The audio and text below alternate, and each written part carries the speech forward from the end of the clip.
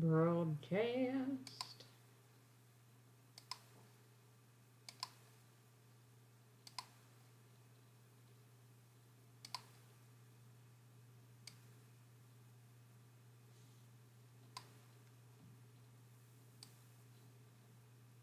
Pull.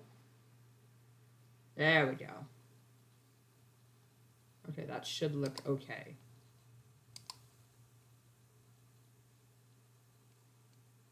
There we go. How we looking out there, Johnny?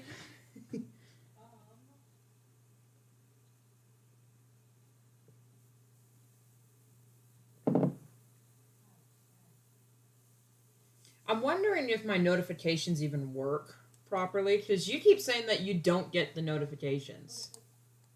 I got the notification, it's just my phone didn't make a sound for it. Your phone hates me. Do you have any music playing? No. Okay. Well, I could tell that. Sounds good. Alright. Yeah, okay. Warning, slight spoilers for my comic because I gotta get this page done. Well, I gotta get so many pages done, but this one is less of a spoiler than the next page. And I just need to do some line art and coloring, so shouldn't be too much of a hassle.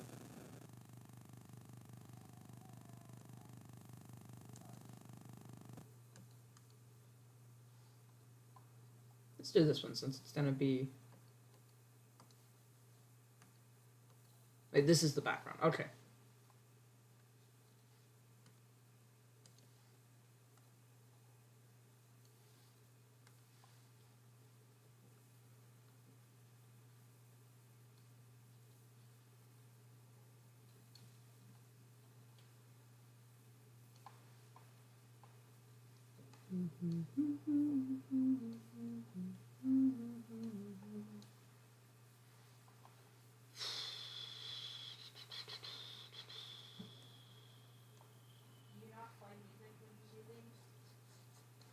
Well,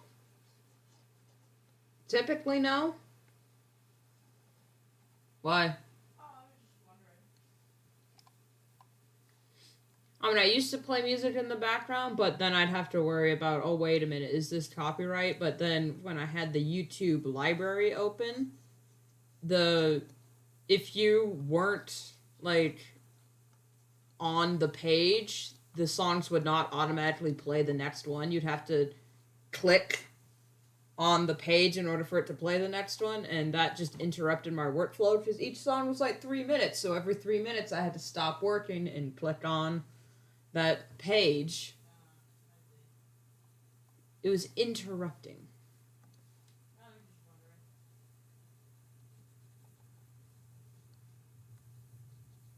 And I had made a playlist in the past, but I don't know.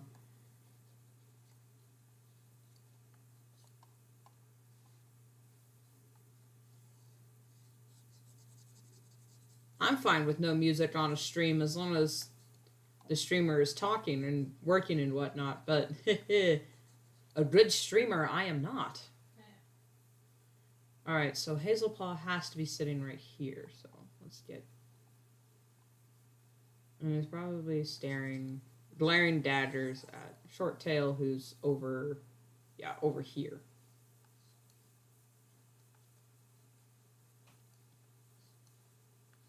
At the border kind of covers him, so...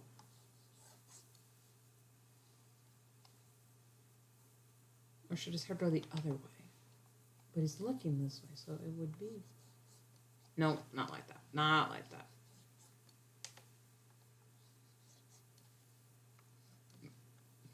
We'll just say it's like this, and then hush.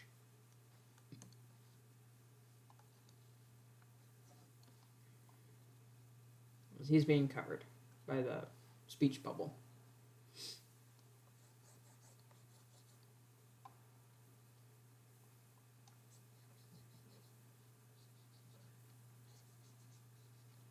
So last stream I was working on this PNG that you're seeing on screen right now. Good news is I got the base finished, so I can still use it in other streams. Bad news is I didn't have enough time to color the rant poses and the excited ones.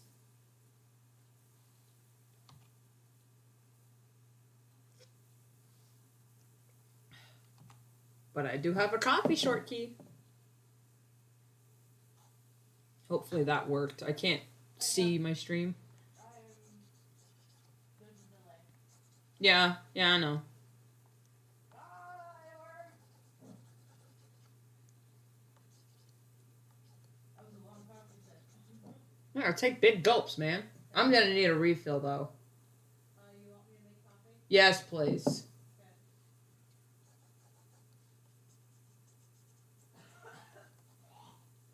Fine. I don't know where this started, but I think our family just has a tendency to anytime we cough or whatever, we sound like Skeksis. I don't know if that's like an actual intentional thing or if it's just a like incidental that we sound like sick Skeksis whenever we cough and whatnot. But we all have dad sneezes. I mean, my dad has a dad sneeze, duh. But my sister and I definitely just chew dad sneeze. My mom not so much, but when she does have a dad sneeze, it's just like yeah. And then you're like, "Are you okay?" And she's like, "Oh yeah, I just sneezed." Like, uh-huh.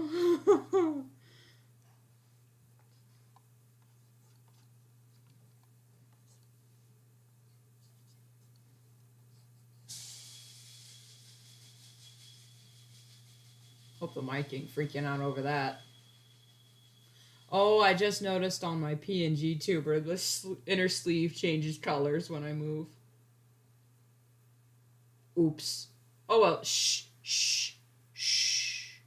Nobody talk about it. Nobody talk about it. Shh. I'll fix it in post.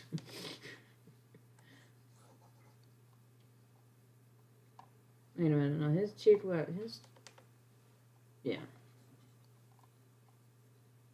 So he's sitting here, and he's actually needs to be slightly bigger.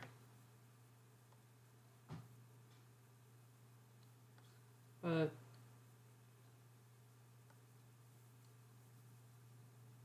only he's definitely lankier. But he's definitely not as tall as Ivy Whisper over here, so maybe I just need to make him bigger. I try to keep everyone in proportion to each other. Yeah, Hawkfang barely comes up to his shoulder. Okay. Here we go. But he is not as large. He's tall. He's a big warrior, but he's not as large as Lion Stripe is. Lion Stripe is just huge in proportion. It makes Hawkfang look so tiny. She's so tiny. Okay. I think. Okay, yeah. Brindlefur is gonna sit here. Snowblaze will be sitting here. So that means her butt is here. So that means, oh, she covers up a little line. She covers him up a little bit. I am on the wrong layer. I need to be on sketch layer. Alright, so her head is here, so that means yeah, she can be sitting here. And then if her butt is here, yeah, okay, she can cover up the bad tail. But not too covered. And then Unless I move them forward a little bit, because this is a wide circle. Unless I move him forward a little bit. Because he's always trying to be in the center. I'm on the wrong mode. There we go. I was on the wrong pen mode. And he's actually not sitting that way. He's sitting...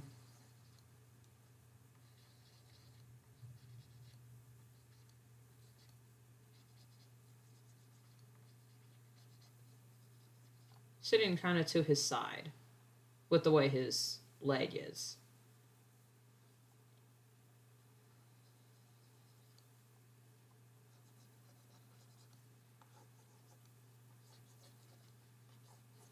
There we go.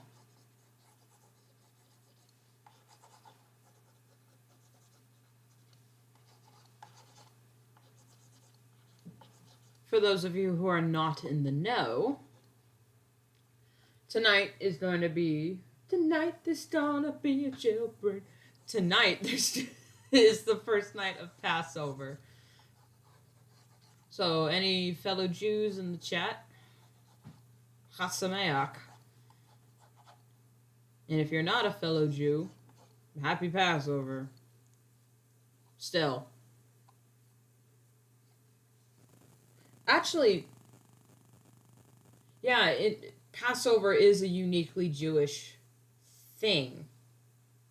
Traditionally, well, not traditionally, it's actually, there are supposed to be no outsiders with you on Passover. So, because it's not something for the guests, like Sukkot. Sukkot is for everyone. Sukkot, you can invite your friends over. You can, just say, okay, yeah, this is just our thing that we're doing. But Passover, you're really not supposed to just have it for the random outsider because the meaning of Passover. But that doesn't mean only Jews can celebrate it. If you're new to the faith, come on in. And if you're like a new... I don't want to say converso, because that's not the right word. Yeah. Although most of the Seder demonstrations are for everyone. Yeah, but those are just demonstrations. Those aren't really... Demonstration doesn't count as... Honestly, the demonstrations are kind of against Torah. A little bit. If we're being honest. The demonstrations are a little against Torah. But... yeah, it has to... yeah. Basically, if you're going to be a guest on a Seder meal, you have to be circumcised. That's, like, the rule for Passover. Only the circumcised. And if you're not, well, snip, snip. It's not really a snip, snip. It's more like a... When you said snip, snip, my brain went to the aristocrat. snip, snip. Here we go. Don't do that! You're doing splendid! Oh, my sister and I can quote the entire Aristocats movie with no, start to finish, probably. I would have a little trouble with the intro song because it is in French. Yeah, that's true. And I don't speak French. I can't speak French to save my life, and I don't ever want to know how to speak French. It is a complex language. Lion Stripe is here, because this is a clan meeting, but where would he be? Okay, if his butt is here.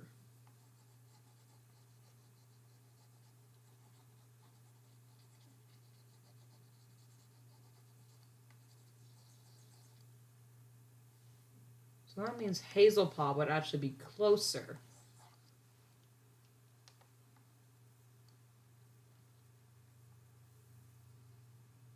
Be closer. And I'm going to copy paste him on the other side. Because he and Snowblaze are the same size. It's just I'm going to have to give her a little more chest floof. But here we go.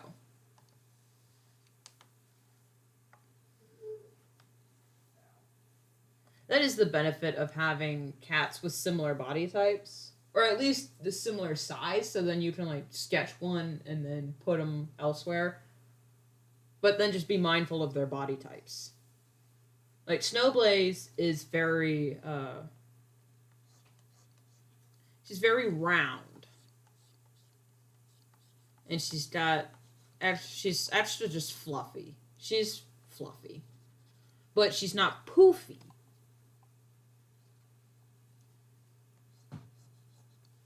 And I didn't realize this when I was drawing her, but she and Hawkfang have the same cheek wefts, but not the same hair. At least I don't think so. I think Hawkfang's...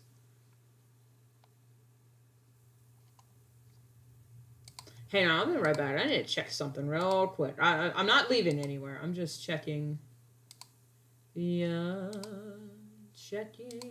their references. Cheek wefts and hair. Okay, Hawkfang's cheek wefts are 3 points and they go down. Snowblaze, her cheek wefts go in and up, and it's 4. Okay. But their hair is still 3 points ending at the eye. But I think Hawkfang's goes up higher and sticks up a little bit more. Similar to Brindlefur, who is 3, but that one, hers points up. And Snowblaze, it's more round, but with points. Okay. Okay. So I need to redraw Hawkfang's cheek wefts. No biggie, no issue. As long as I get their, her ears correctly, because they are distinctly different from each other.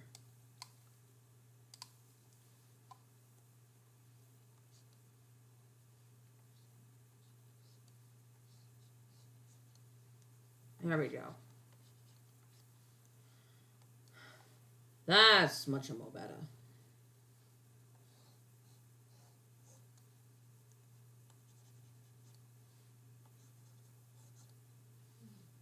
I mean, it's not, I hate to say it's easy for me to get confused because they are completely different characters. It's just, they have similar roles in the clan.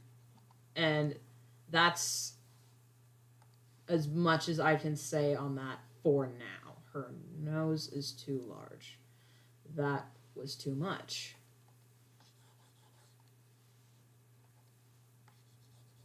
I am so thankful. I want to kiss the person who invented these buttons, the select, pen, and eraser. Not just the lasso tool, which is a godsend in itself.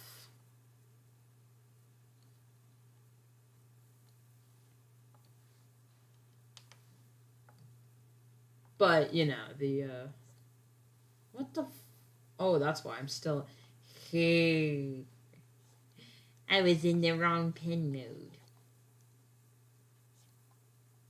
At least you weren't on the wrong layer.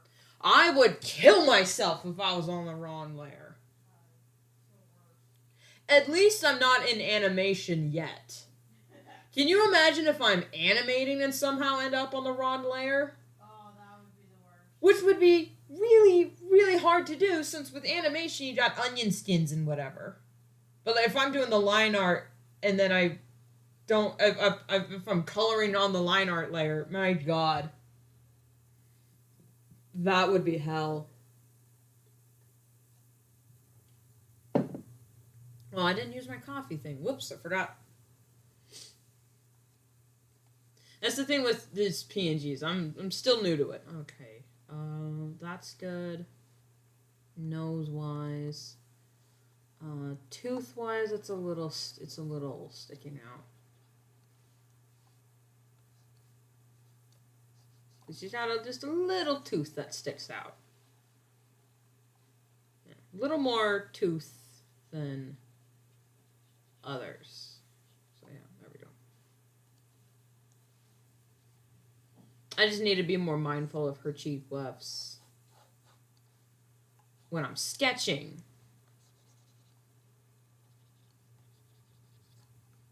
Because basically what I'm doing now with the line art, that's in animation, this would be the cleanup. You know, the cleanup artists would handle the line art. And that's where they have to be a little more mindful of how characters look canonically, because then after cleanup, it goes straight to coloring, I think. I don't know. Anyone who knows more about animation than I do, please sound off. Because the only bits I know about animation for sure I get from watching Ashley Nichols stream. Which, hopefully she starts that up again. I'm really, really excited for Farfetched. Like, it is... I'm more excited for Farfetched than I am for Has-Been Hotel and Hell of a Boss combined. And I am, actually, if I had to make a list, my hype so far goes... Oh, her hair is so wrong in this.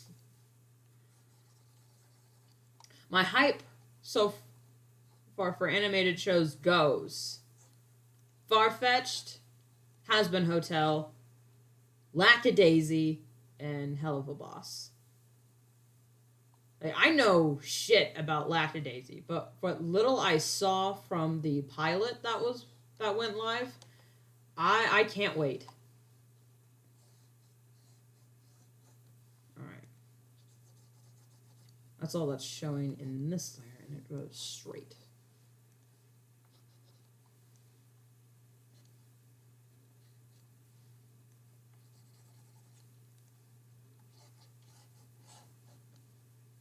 Okay.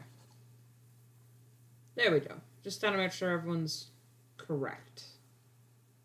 And his eye is too small, and his nose is too big. Alright. Whoa, wrong button. You just need to be more mindful when you're drawing comics and animation like this. This is why I'm also hoping with doing comics, it make me be more mindful of consistency in character design, so when I do try to dip my toe into animation, I already have comics, which is kind of the keyframes. Freeze frame. There we go.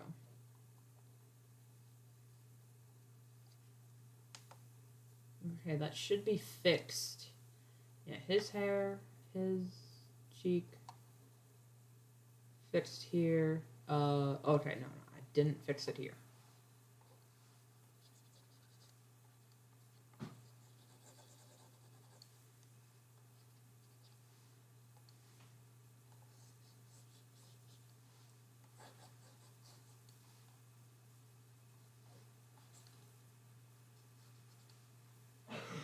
There we go.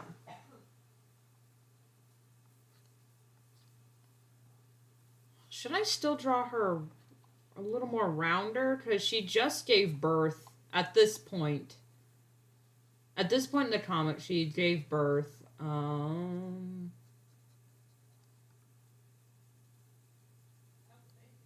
Yeah, at least 3 days ago. So she would still have some... Like, I don't know about cats, but, you know, for people, she would still have some baby weight. Yeah, she would still be full of milk for the kids. Right. So, yeah, she would have a little more of a belly showing. Because this isn't a spoiler or anything, it's just like a joke. In future pages of the comic, when she and Ivy Whisper are talking about the territory, she's like, you know what, I should go patrolling more. Work off some of this baby weight, or this kitten weight. Get back into shape. And he's like, oh yes, because you were so athletic before. And she's like, I'll have you know, young man.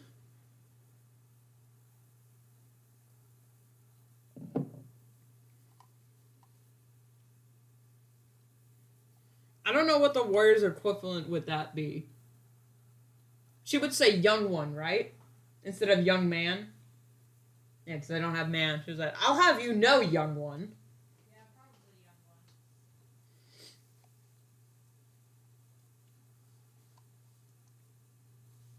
It really shows Hawk Fane's age with She's not gonna call anyone young whippersnapper. She's not that old.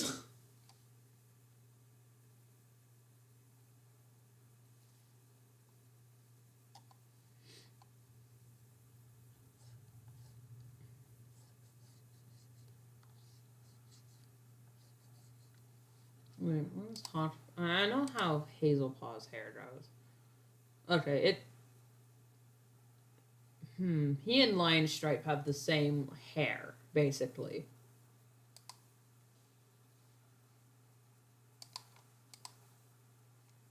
And I don't know if anyone's gotten this. Anyone reading the comic has gotten it confused or whatever, but Hazelpaw is not Lion Stripe's son. I don't know if anyone reading got it confused because no one's really talking about Hazelpaw yet. Everyone's mostly talking about Splashpaw because I am giving him a little bit of trauma. It is not. It's good for the story. It most certainly is not. It's too big.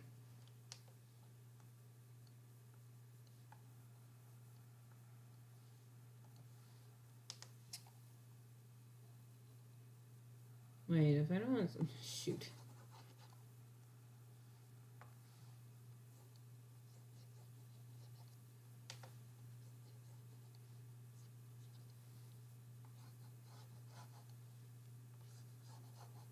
How long are his cheek lefts? Does they come down... Okay, base of his neck, and they come out a little bit. Okay, I'm giving him the wrong lefts.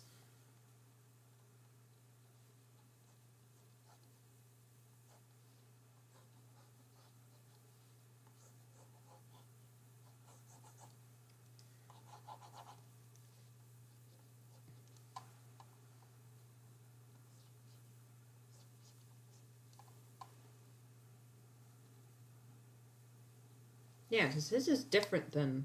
Yeah. Lion Stripe has 3, and they're wider.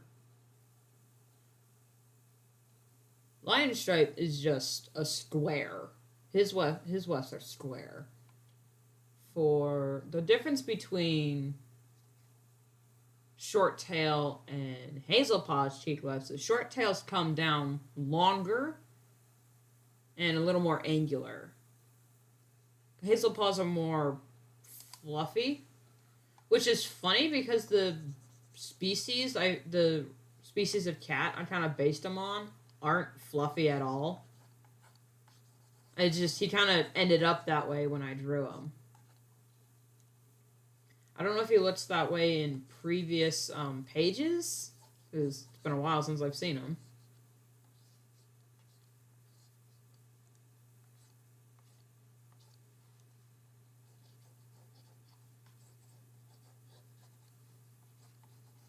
There we go.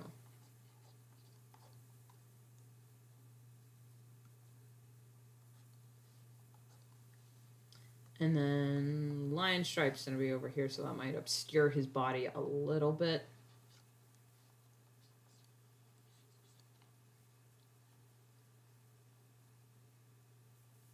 I'm going to have to clean up all of this, because I'm...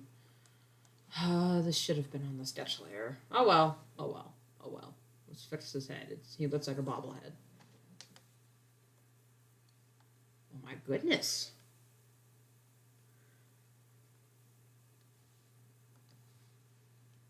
It's amazing how an animal that is literally the size of smaller than a cat makes so much freaking noise. Oh, the noise, noise, noise, noise. It's not good. No es bueno. Hold up.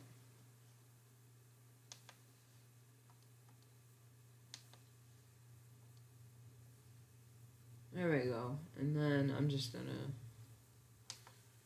erase this because this is problematic.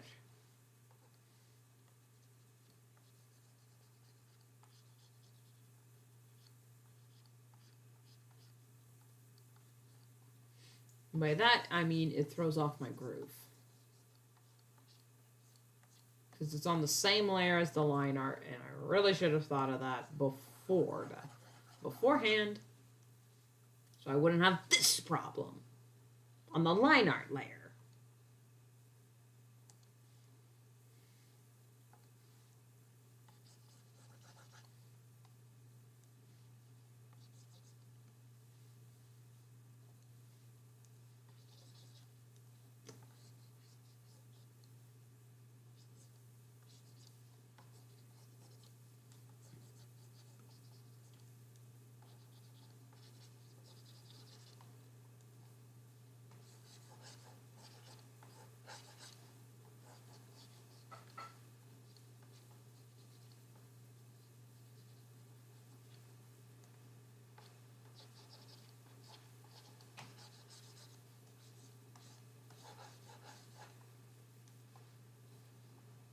Where should her tail be?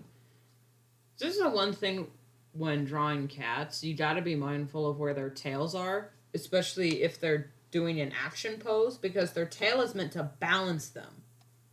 So if there we go. If they're like doing a flip, their tail has to be in the opposite way their body is pointing, so that they don't fall over. Yeah. You want just black coffee? Yeah, handle it.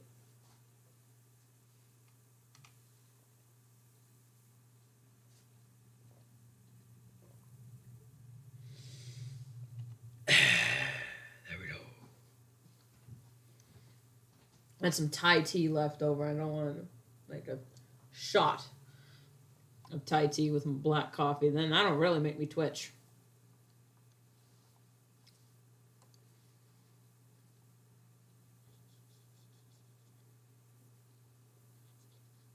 Okay, he's gonna be looking at Hawkfang, actually. Because of reasons. I feel so bad live streaming these comic pages because I really want to talk about I want to talk about the lore, the story, and things that I'm setting up that will be paid off later. But that is a spoiler. I mean, technically seeing the art and everything here would be a spoiler. Yeah, but there's no context. There you go. A spoiler with no context. That is a Jason. That is hot. It just finished brewing. Yeah, I see that. There's steam coming off of this thing. You could power a train with how much steam is coming off that. Old joke.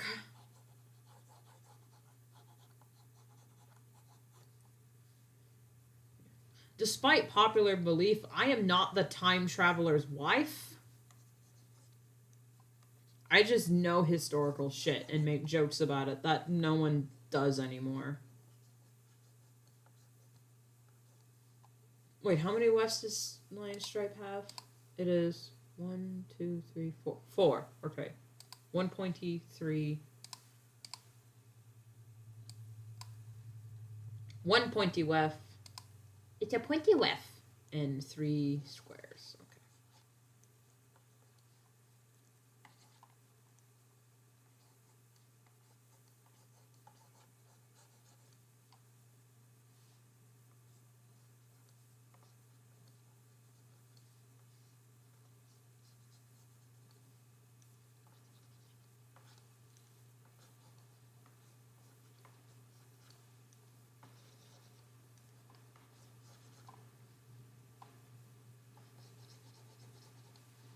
Let's just make it go straight down and not deal with it until later.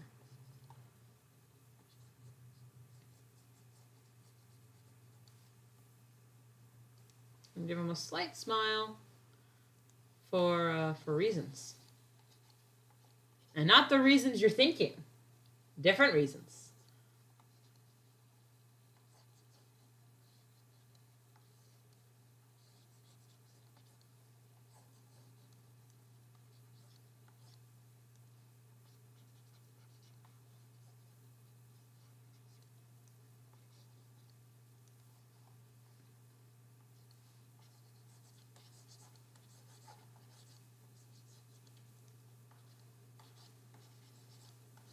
Kind of the fun thing about Lion Stripe, drawing him wise, is he's so freaking big. So I get to draw these huge, chunky, cartoon style paws on him, and he's got little ear tufts because he is a Maine Coon, and I think proportionally that head is too big. Scale it down slightly. There we go. It looked a little cartoonish. So, I mean, yeah, he's much bigger than everyone in the clan currently, but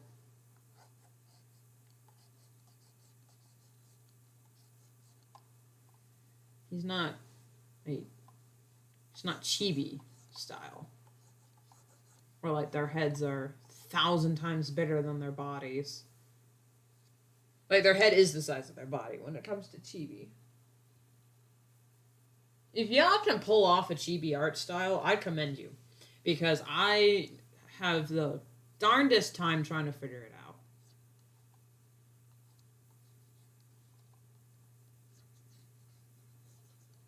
Okay, he's got big poofy tail that I don't know if anyone remembers it, but in one of the first few pages, there's a gag with Lion Stripe's tail, where they're in the cave before they get to their main territory, and they're all bedding down for the night, and Hazelpaw is using Lion Stripe's tail as a blanket.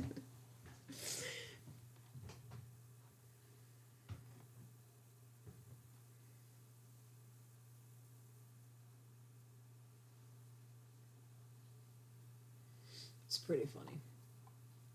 Wait, from the looks of it, he's smiling at Brindle. Unless, no. Shoot, I need to tilt his head a bit more. But how? Oh, I worked hard on that face.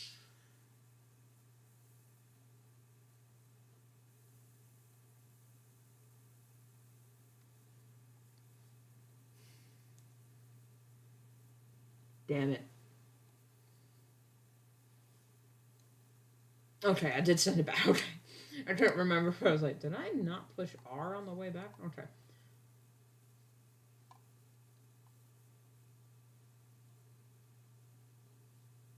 How much taller than... Okay, Lion Stripe is at least half a head taller than Ivy Whisper. So I think I just need to scale him down a touch, but still make him big. There we go. He's the clan's Clifford. He is the clan's Clifford. Wow. He's the clan's Clifford.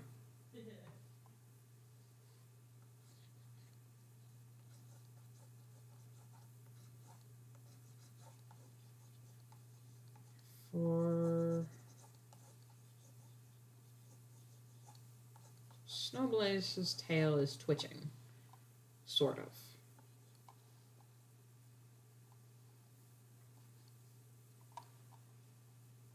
You know, Hazelpaw's tail is behind him, so we can't see. And for some reason, Ivy Whisper's got a squirrel tail in this shot.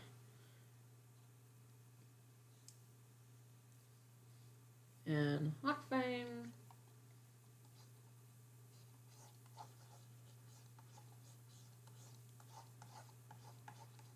Aw, I like her little paws.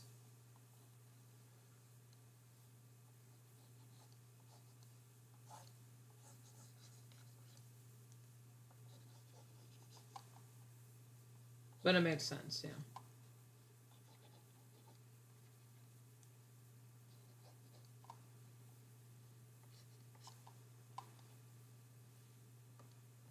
I need to fix that.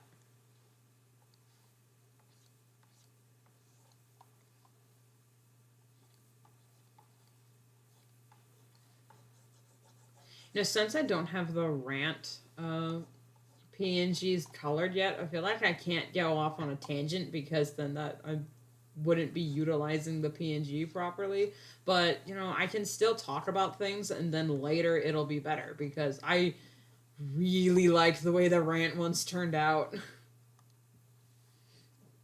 Same with the excited ones, although I haven't colored them yet. So it would be weird to just have floating line art.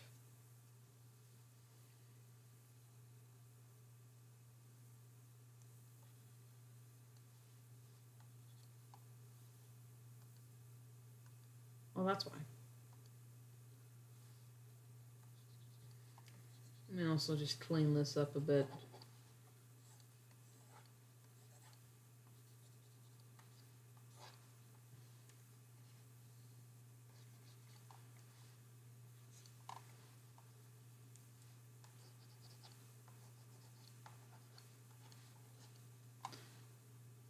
Genuine question, and I know it's gonna cause unnecessary discourse. Who do you think has the more difficult part of the who has the most difficult part of the animation process? The animators, the cleanup art. Okay, the storyboard artists, the animators, the cleanup artists, coloring, or rendering. Because the rendering, you know, they do all the after effects and whatnot.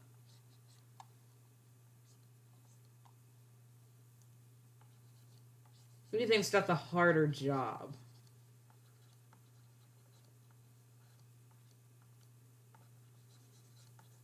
Because honestly, I've never done official storyboards, but I've seen official storyboards and whatnot, and they do not have to be that detailed as long as you can clearly see which character is talking and what is the general pose that they're in and movement. You don't have to be that detailed, but it's good when the storyboards are detailed. Oh my god, pen? Really? Why? I'm switching to pen mode. There we go. Thank you. God. I hate that the pen has different modes, but I also have buttons that I'm not used to XP, even though I've had this tablet for a while.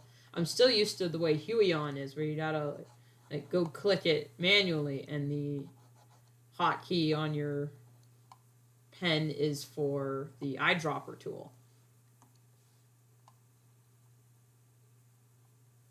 Okay, I'm gonna get started on the line stripe one.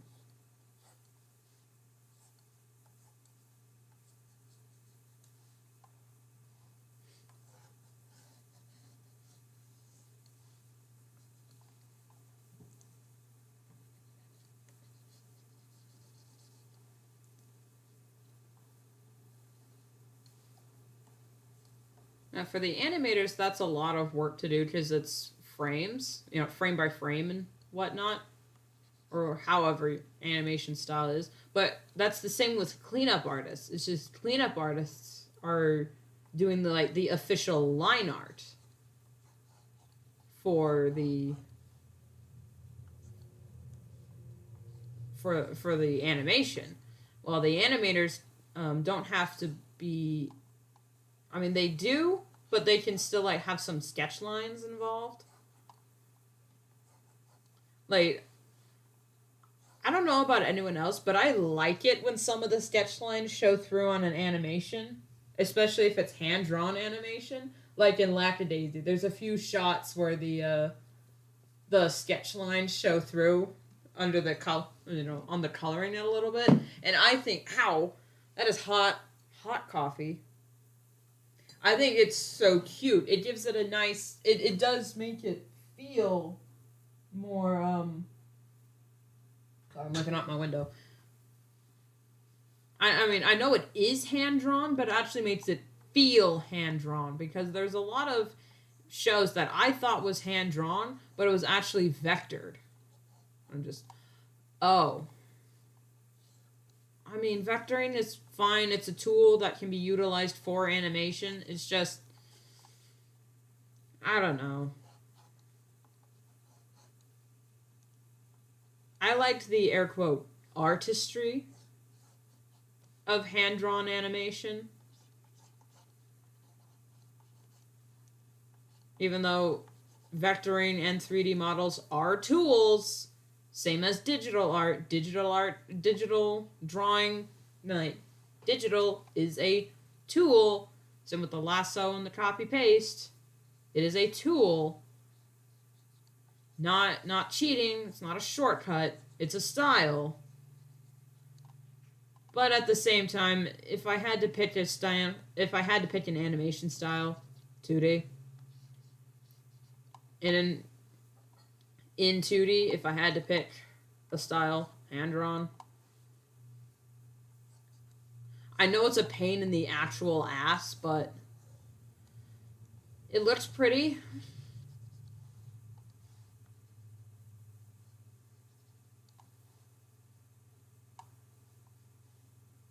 Like baking a cake. I know it's an actual pain in the ass to make a cake or a pie because the pastry is so finicky and whatnot, but hey, at least you get a pie out of it.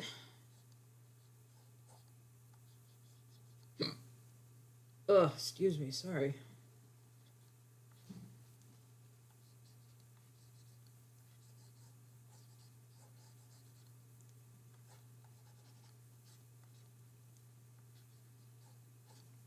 There we go. You know, there was a bit, I don't know if I completely scrapped it or not, but there was a design for Short Tail that he had rounded ears like this. But I think I scrapped it because I kept forgetting to include it. So I'm just like, you know what? Fuck it. Just get rid of it.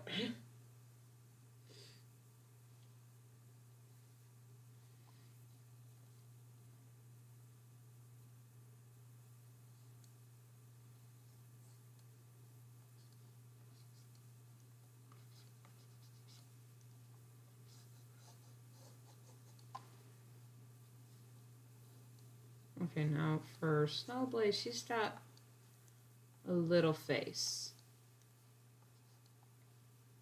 I think in the notes, in her original notes, I said she had a kitten face. But I know, I'm not sure if I kept that, because I know she has kitten soft fur, even though it hasn't been brought up yet. And I don't know how I would bring it up. Because, like, in the Warriors books, you can describe anyone any way you like. But for a comic, it's a lot of showing. But if you want someone to be described in a certain way, it either you have to show it or have someone think it.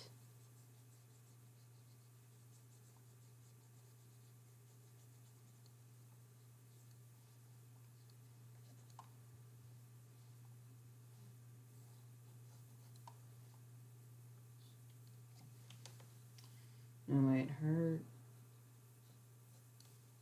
Yeah, there we go.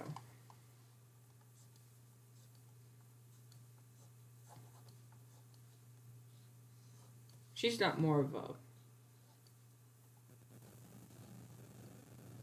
I mean, it's weird to give a cat a canonical hourglass figure, but... Hey, it's a cartoon. She's got eyelashes, man. I mean, it's not a cartoon, it's a comic, but you know what I mean.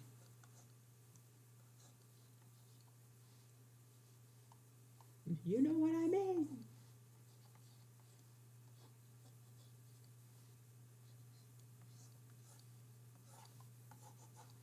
Actually, her tail would not be that long.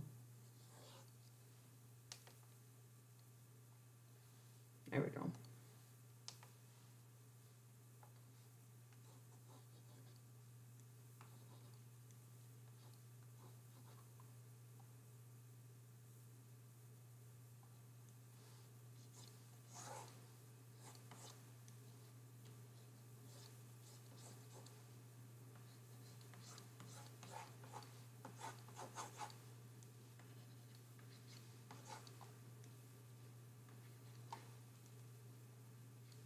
Despite having a comic that's all about cats, I don't know how cat anatomy works half the time. But then again, despite being a human, I don't know how to draw humans half the time. It's like that one joke in Transformers Prime. It's like, you're a motorcycle, RC. Shouldn't you know how to build an engine? You're a human, Jack. Can you build me a small intestine? Hey, Tap, can you come in here and look? How is Snowblaze's tail? I know it's wrong, but I just want to know how it's wrong.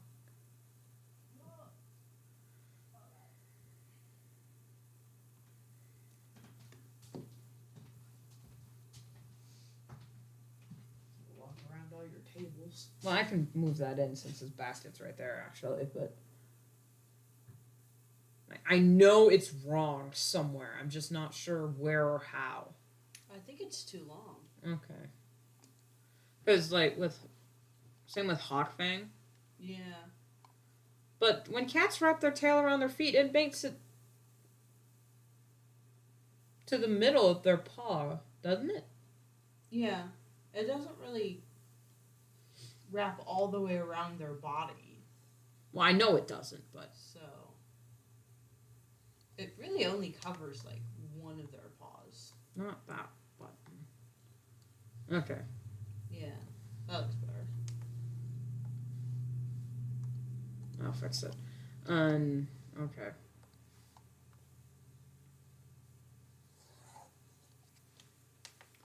Now, for Splash Paw, his tail is long enough that he hides behind it. Yeah. I mean, there are some cats who have very long tails, but Yeah. most of the time it's not that long. And Short Tail has a shorter tail, but that's mostly because he's got a smaller body. In proportion to his body, I don't think it's that... I don't think it's that short. I need a cat. Hang on. Yeah, go get a cat. I'll be back. We need references. I mean, I have plenty of reference pictures. It's just... I'd have to go get them. You know, let me just change that real quick. There we go. I've only been streaming for 50 minutes. God.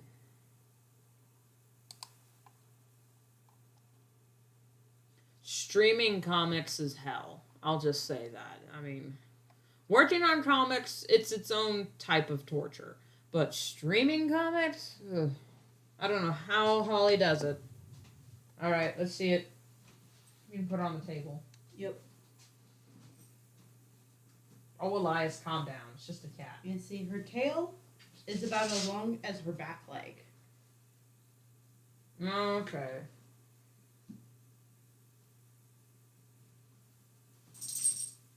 So when sitting, her tail would probably only cover one of her front paws.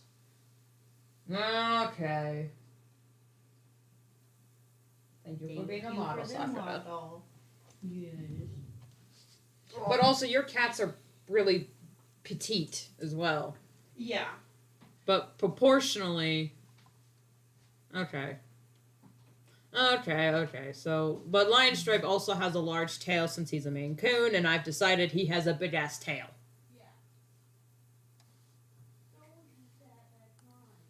Yeah.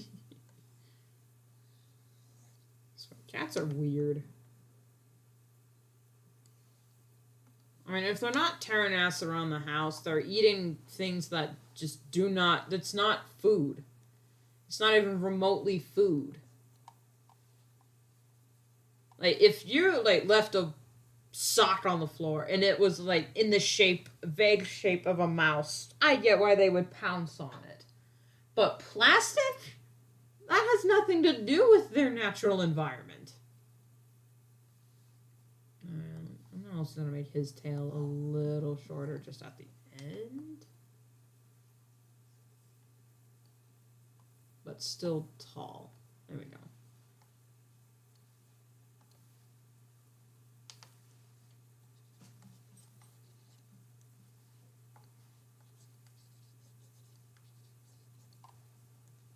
So, I have a Star Wars, not Star Wars rant, but yeah.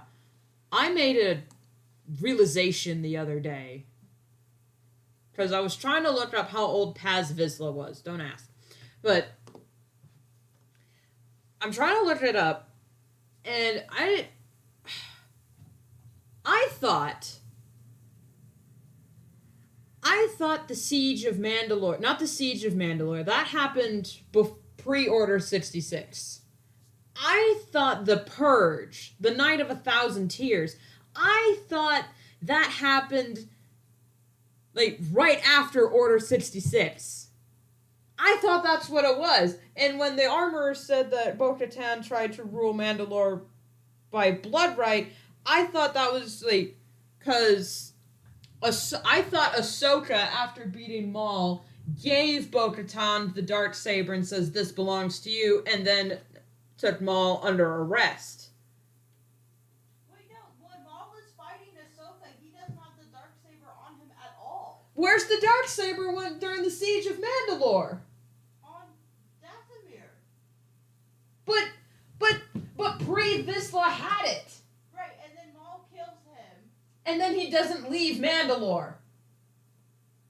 Okay, He leaves Mandalore when Ahsoka shows up, beats the shit out of him, right, and when he's fighting her, he doesn't use the Darksaber against her at all. no, so like where is it? Yeah, where'd he put it? Because Sabine finds it with the Night Sisters, Yeah, and then on Dathomir. But see, Maul had it dead.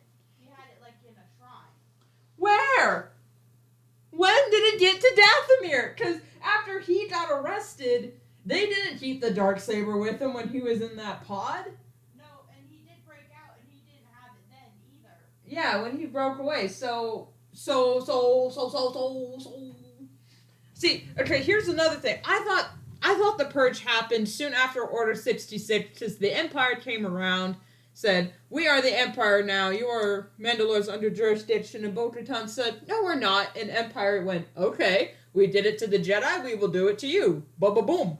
But no! That's not what happened! Okay? The Empire scorched Mandalore. The Night of the 1,000 Tears happened during Rebels. You know? Like, pre-death, like, right before Alderaan. Like, it was in that era. It was, like, slightly before Death Star era, because Thrawn was in control of Lothal at the time when Mandalore was being attacked by the Empire. So, like, what the fuck? So, wait, that means... Yeah,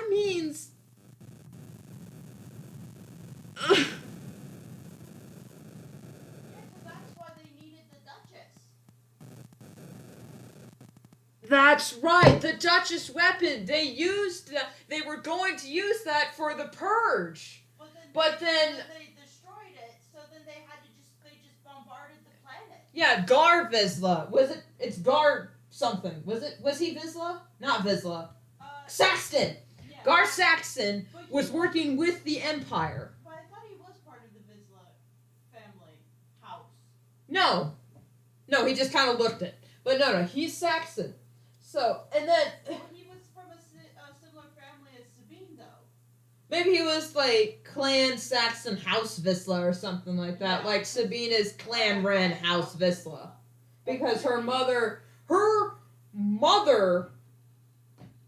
Ursa Wren, was with Bo-Katan for the Siege of Mandalore.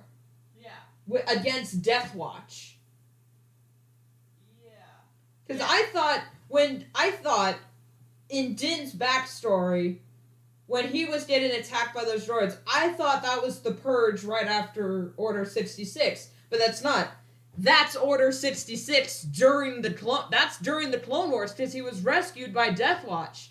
Death Watch was disbanded before Order 66. So that means, yeah, he was like 6 or 7 by the looks of him, during the Clone Wars.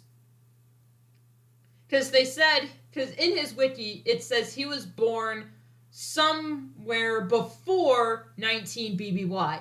19 BBY is Order 66, basically.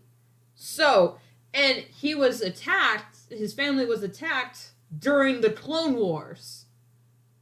So, and the Clone Wars only lasted like, what, 2 years? Was it 3? I thought the Clone Wars was 3 or 4 years. 3 or 4 years, roughly. So that means Din at the, in the back, in that flashback, he was at least 6. Because he didn't quite look like a 5-year-old. He looked older. So, I don't know. They're not giving us exact dates, and I'm sitting there like, I need to know the births, deaths, and dates of every character we meet in Star Wars. It is so freaking hard to write fan fiction if I don't know their fucking ages. Or the timeline. Or the timeline. I'm so bamboozled. I thought the Purge was Order 66. Was like, along with it, because Mandalore went, fuck you. Well, see, Bo-Katan went, fuck you. But then the rest of Mandalore sided with the Empire. Because Mandalore was under Empire rule. That's why Sabine was at the Academy. Oh! She was at the Imperial Academy when she made the Duchess. She was... I knew she was at the Imperial Academy. I thought she left... She was an Imperial cadet on Mandalore. So they had to have an Imperial base there. And then when they went back to rebel against the Empire, that's probably when the Purge happened. So it does still happen in Rebels. So when all those clans were pledging their allegiance to Bo-Katan after defeating Gar Saxon, that's the Purge. That's when the Purge happened. Basically, right after, because that's when all of Mandalore declared in one voice. Yeah, pretty much. Fucking hell. I see, now I've only watched Rebels once. I watched Rebels. My sister is a Rebels connoisseur. She's the wine taster of Rebels.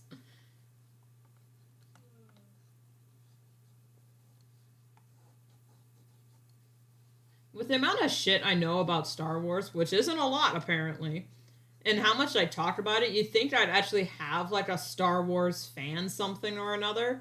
I mean, I have a fan character, but that's mostly just for like me personally having fun.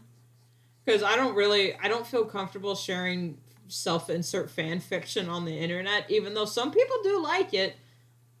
I mean, the Arcana is basically self-insert fan fiction, sort of. And a lot of people like art of the other apprentices that you play. I'm not going to draw his eyes. Here. I'm going to make this ear closer. And then, excuse me, I'm going to fight God. I'm going to put this.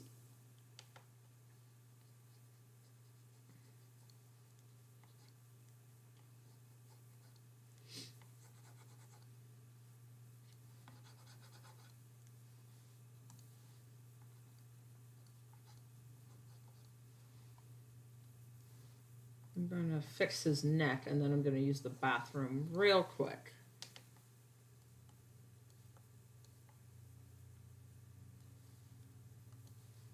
Hey, Ted, can I ask a favor of you? What? Won't be long, but can you entertain chat? I mean, I have a BRB page, but if you want to, like, rant about how wrong I was about Star Wars lore. No, you're good. Okay, but I don't want to leave the... Fine. Be right back.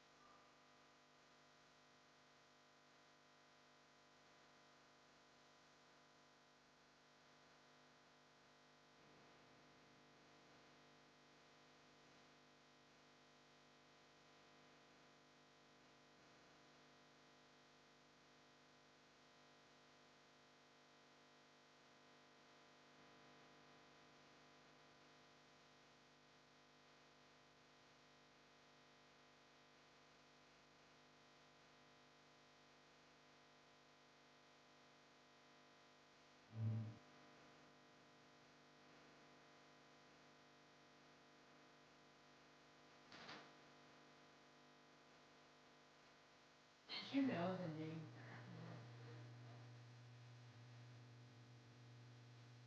Worse. Yeah, okay, it's a Viking name basically. It is either fearless warrior or judgment. Ragnarok, which is Judgment Day. Yeah. But the name Ragnar also, because that's Ragnarok. The name Ragnar means a fearless warrior, defender, or justice. And I just think that is the cutest fucking name ever. I mean, sure, it's a name that means fearless warrior, and I'm saying, oh, how cute! Look at you, the little fearless warrior. Okay, so you can tell who my favorite Mandalorian is. Paz and his son.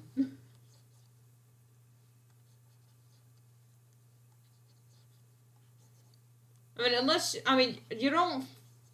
Do people count the clones as Mandalorians? See, I don't know. Because they say that Django wasn't a Mandalorian, but he was a foundling. See. But see, he was a foundling, but he was also from a Mandalorian family. Like, he was born in a family on one of the moons. I know he's Fett. Yeah. He's a foundling, basically based on his armor of Clan Vizsla. Yeah. And the reason why Satine said, I have no idea how that man got Mandalorian armor, because she didn't know about this. She didn't know about Death Watch on Concordia. She didn't know about that. That's true. Yeah, because that's where he's from. Isn't he from Concordia? Yeah, his family, because I don't remember what his actual last Because name I rewatched the Mandalore plot, and the armor that the Vizslas have, that's Jango's armor. Yeah. So yeah, Jango was Clan Vizsla. Or at least House Vizsla, because he's technically isn't he Clan Fett? Yeah, and the Fets were destroyed by the Vizslas, but they just kind of integrated all of the younglings and, everybody else into their clan. And anytime they had to sign official documents, the clones gave themselves the name of Fett. Yeah. And it was Jango's duty to tend to the future of his clan, of his tribe, and he did that by cloning himself. Yeah. And then took a son so that Baba would carry on the Fett name. And he does.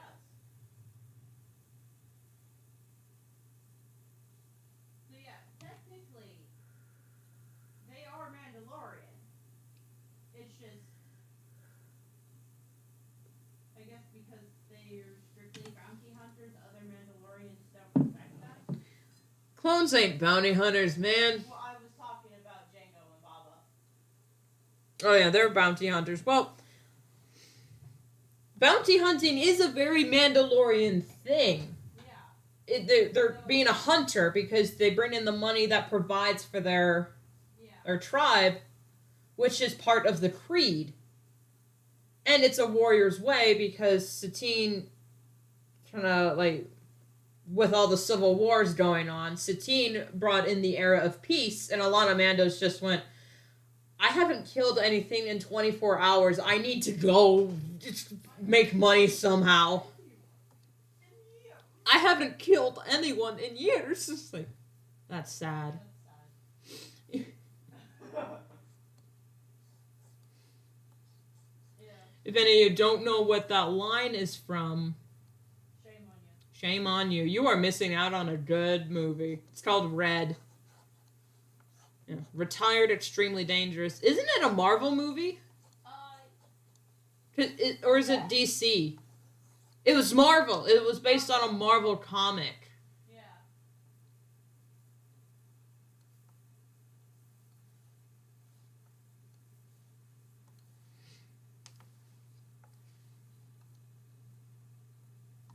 Okay.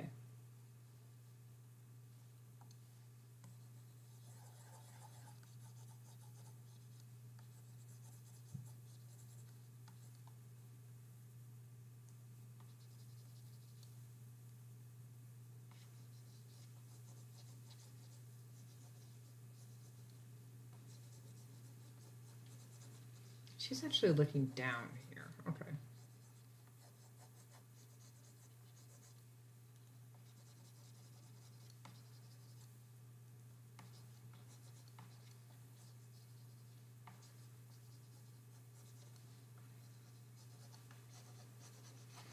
Man, that corned beef is gonna drive me crazy. Yeah, it smells really good. We got a brisket in the slow cooker for our Seder meal, and oh my lord, it smells amazing. I mean, it's only been in there for an hour, and I already... Can you check it, actually? Yeah. I didn't add much water. I don't want it to burn. I really don't want to mess up this Seder meal, because this is the first time Mom's not around to help me with the meal. She's not dead or anything, guys. Calm down.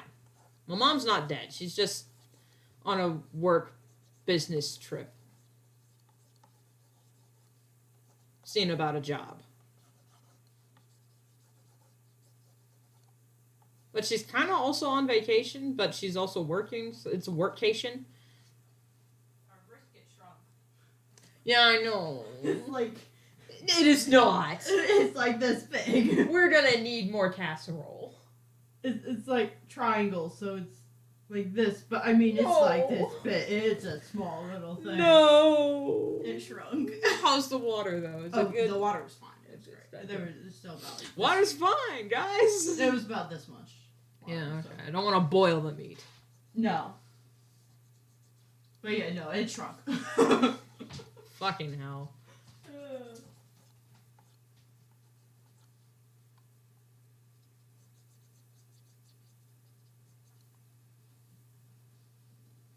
Alright, that's fine pose-wise, but size-wise, she's a little big.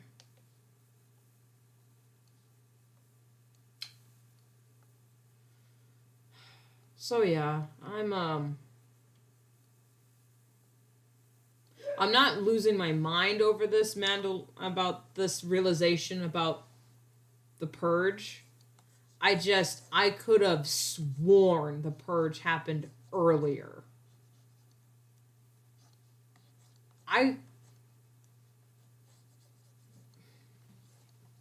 I would fail a Star Wars history quiz. I know it.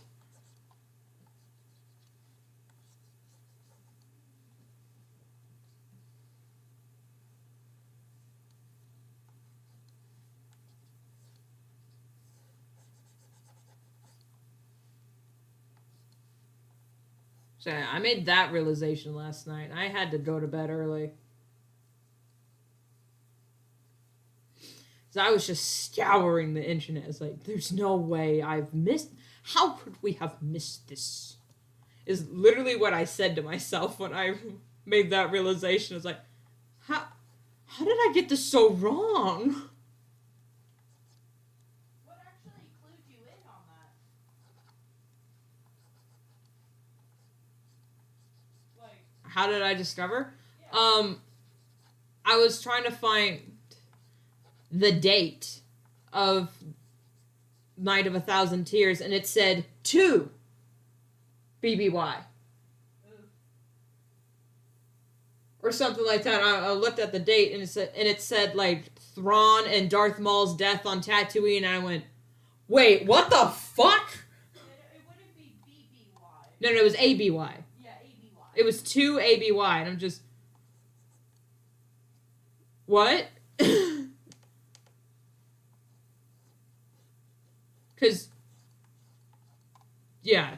Because...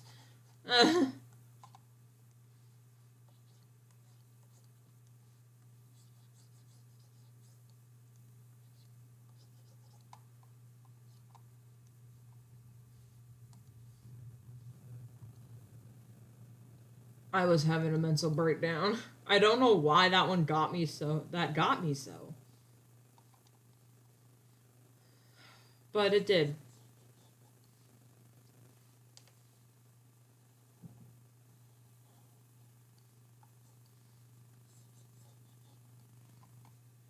It's not how her hair be.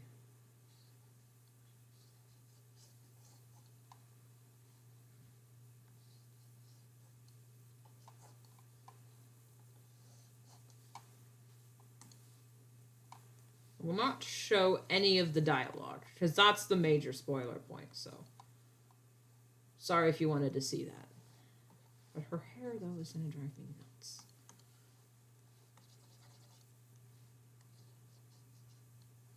Something like that, okay.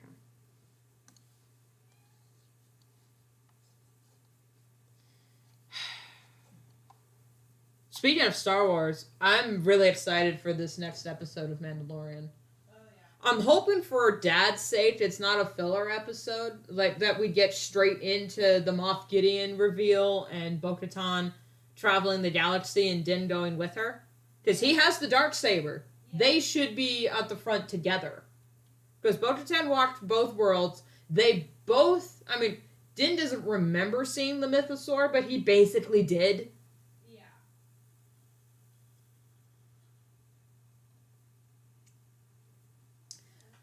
I don't know what's funnier. The fact that Din got pulled in by the Mythosaur, or that the Din just tripped. Well, see, if he did trip, though, he wouldn't have fallen that fast. I mean, he's heavy. I don't think he's that heavy. Bo-Katan was using her jetpack to get to him. Din wasn't wearing his jetpack. Yeah. But I'm saying Bo-Katan was using hers. Yeah, but Din didn't have his jetpack, so he was just falling and he was kind of unconscious. I don't know. Maybe maybe the living waters has a different density than regular water, so Beskar would have sunk faster. Because for a beast like the Mythosaur to be living in that water in the dark and to have sufficient oxygen to breathe, assuming Mythosaurs drink oxygen, that means it would have been like the water that axolotls live in, like caves. So it's very alkaline, which has a different density. Which I think it's actually less dense than regular water. So yeah, he would have just plummeted. That's true. Science! Oh. What? The year 2 ABY was the Battle of Hoth at Echo Base. That happened in year 2 ABY. Is that the same year as Night of a Thousand Tears? That's what I'm looking up. Because you said 2 ABY, so I'm looking up to see. Yeah, I might be wrong, but I'm assuming.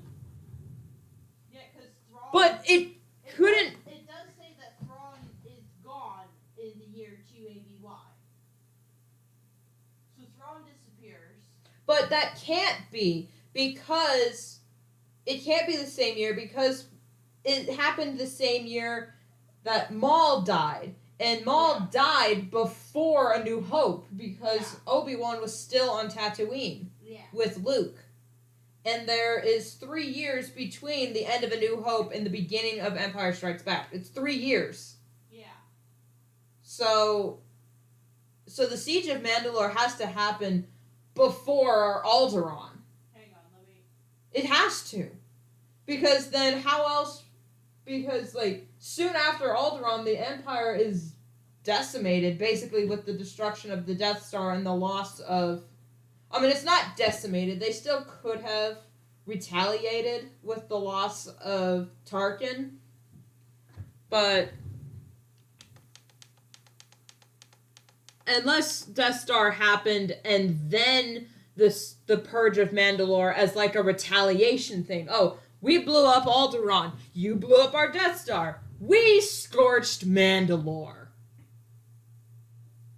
Which is why it might have happened between the 3 years. I don't know, man. I don't know. It's driving me crazy. Alright, I need a smaller pen size for this shot, because the light is coming through the trees. And then we have like an actual leaf here. And here.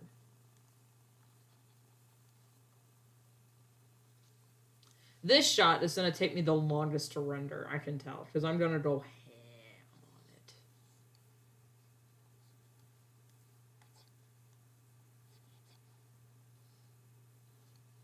But also rendering rendering doesn't take me that long. I really do like rendering.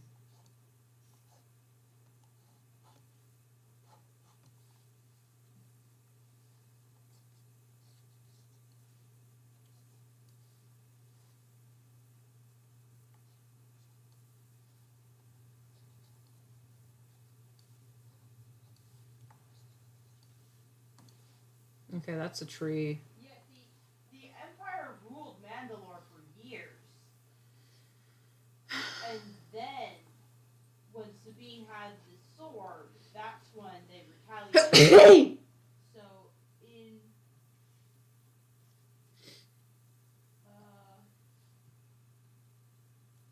2 BBY, that's when Sabine found the dark saber. So it was probably 2 BBY, because 2 ABY is the Battle of Hoth, and that was way after. Yeah, at least 3 years after. So when does it turn? When does it change from BBY to ABY?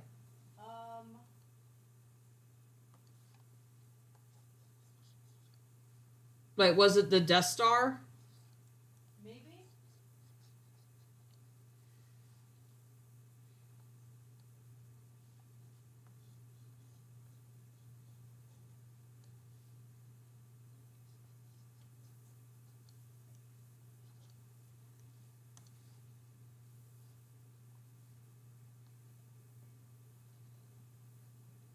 Okay.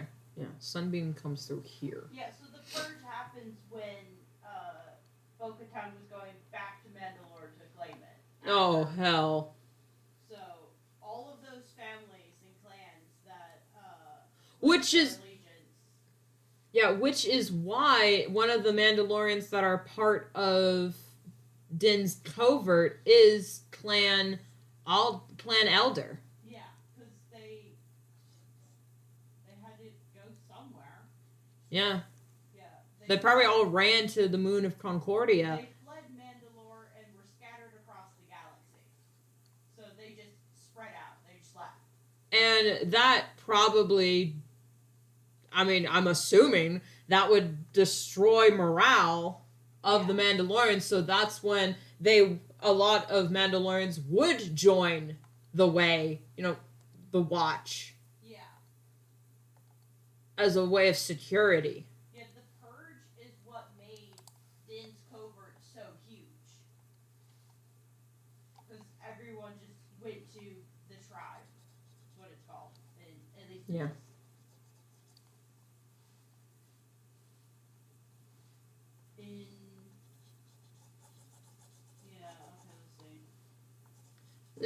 The timeline of Star Wars is just wow.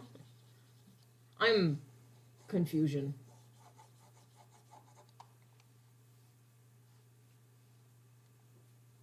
Yeah. Okay, hang on. I'm gonna need all their eye colors. So. But I'm gonna do her and Shorttail since they're in majority panels. Actually talking about warrior stuff for a second.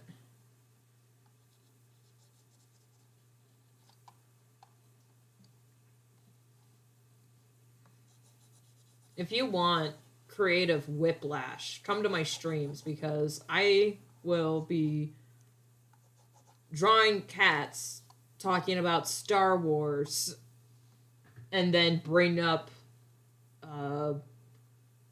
Marvel Comics somewhere in between.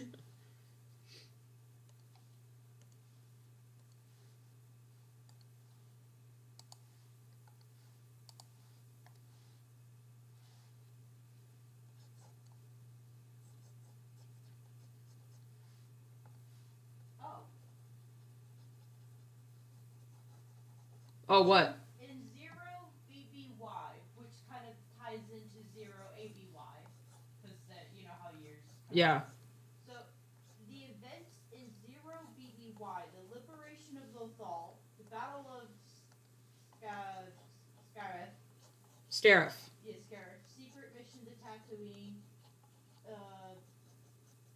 Dissolution of the Imperial Senate, The Disaster, Rescue of Princess Leia, and the Battle of Yavin, which is what BY is. Before Battle Yavin is BBY. That's what it's called. Oh, so the Battle of Yavin was the turn of the century, basically. Pretty much, yeah. What happened on Yavin? The Death Star blew up. Okay, yeah. So in Zero BBY, that's when so the Death Star being destroyed is what changed the year from BBY to ABY. Because it was after Battle Yavin. So the Purge was Death Star? The Purge was 2 BBY.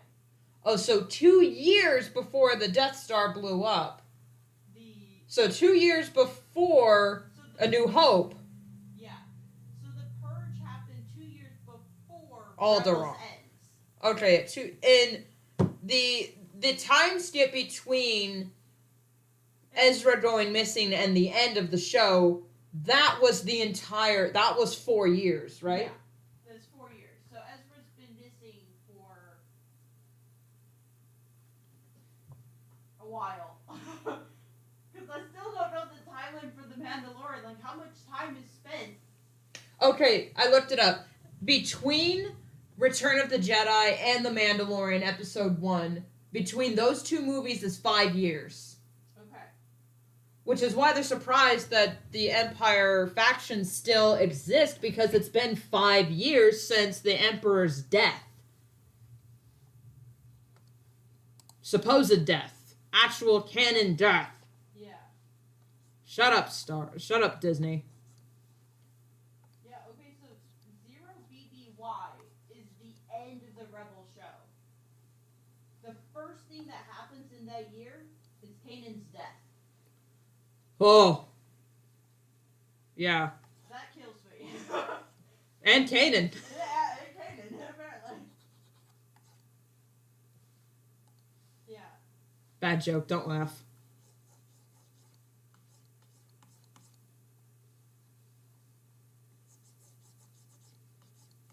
Yeah, so that's why Andor and Rebel stuff is happening at the same time.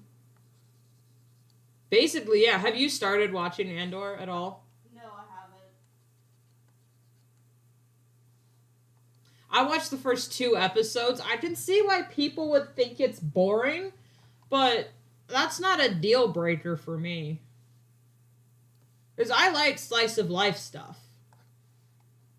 Most of the time. Like, a day in the life of someone from a fantastical universe is entertaining for me, because that's, like, it's still Star Wars.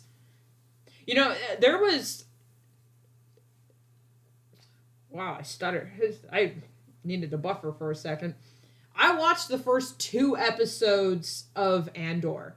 The only thing that tied it to Star Wars in the way it looks is that there was a... No, it was a scientist. It wasn't a stormtrooper. There was mention of the Empire. But I didn't see a single stormtrooper, not a single, like... recognizable droid, because even the droids look different. The planets are all different. And Cassian is like, there was nothing Star Wars related in the first 2 episodes of Andor, and I was so baffled by it. I enjoyed it. Just like, even if it was its own standalone thing, I would have enjoyed it.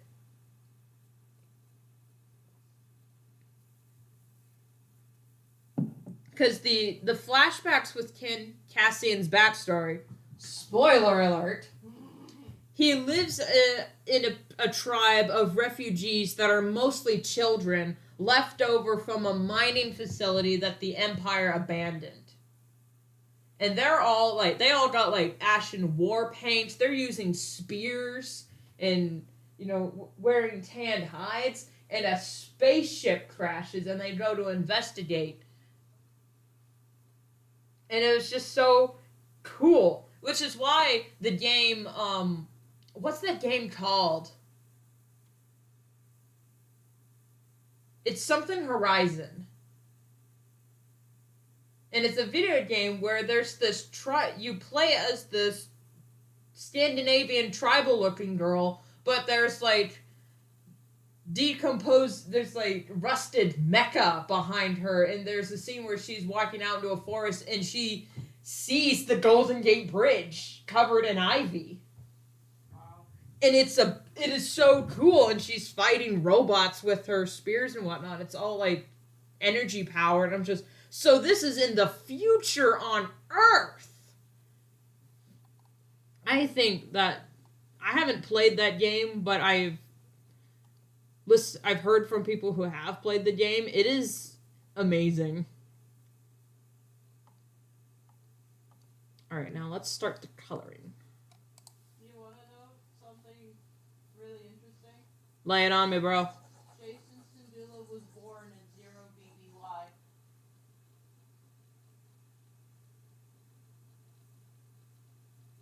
Oh, Jason Sindula. Okay, sorry. I was like, wait, who's okay? Yeah, Jason, Kanan, and yeah, and Hera's son. So I forgot he had a regular ass name like Jason. I'm sorry. yeah, well, yeah, Jason Sindula. He was born in 0 BBY, which is when the Death Star was destroyed. That year. So when in Rogue One, when we see the ghost, that's Hera 9 months pregnant. Or someone else was flying it, or she had already had him. We don't know quite how long Twi'lek's hold. I'm assuming 9 months because his father was human. Yeah. And Twi'leks are kind of human in their anatomy, at least. He was born on Lothal, though. Wait a minute. Okay, yeah, okay. So that makes sense because Lothal was liberated before. Lothal was liberated in 2 BBY, correct? Yes. Yes. Okay, so that's that's 2 years before the Death Star. Yeah, So yeah. So she was pregnant during Rogue One. No, because she was pregnant during the Lothal. You see, Yeah, she was. Yeah, she was at least 2 months. Yeah. Potentially 3. 2 to 3, because your back starts hurting at 2. Yeah. And she was, she had back pain. You could tell. Oh, yeah. And that's 2. So in Rogue One, she's got a 2-year-old in the driver's seat with her. And I bet Jason was like in a car seat in the front with her and Chopper. And just going, whee! As Blue Squadron gets completely annihilated. Yeah. Because it was going to be Blue Squadron in the original. It was going to be red and blue. Yeah. But because the blue wouldn't show up on their green screen properly, they changed it to gold. So it was red and gold team. So like, wait, what happened to blue team? Oh, Rogue One. They all got destroyed. Yeah. They all got killed getting the plans. And then I don't even want to know what happened to the... And also, it's funny, Leia has the audacity to lie to Vader's face that she's on a diplomatic mission to Alderaan when her ship was there to pass off the plans. He saw it fly away. He's in immediate pursuit. He was like ripping the hull apart trying to get to those guys as they pass it to her ship and leave, and he's like, you have the Audacity to lie. Yeah, you are part of a rebel alliance and a traitor. And she's like, I have no idea what you mean. I have no idea what you're talking about. He's like, oh, don't act so surprised. I was right there. I killed the guy who gave you the message. Yeah. So Princess Leia has the audacity to lie to Vader's face, saying, I have no idea what you're talking about. He's like, bitch, what your mother thought was soap, girl.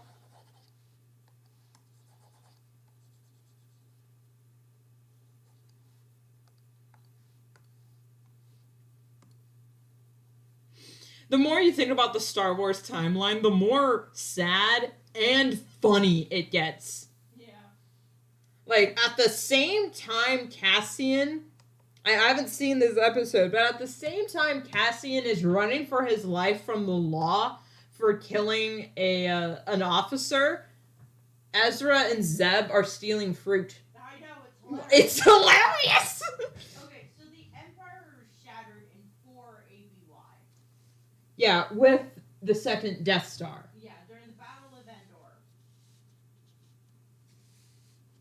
Endor. Endor or Andor? It's ENDOR. Yeah. So Okay, now here's the thing. Endor.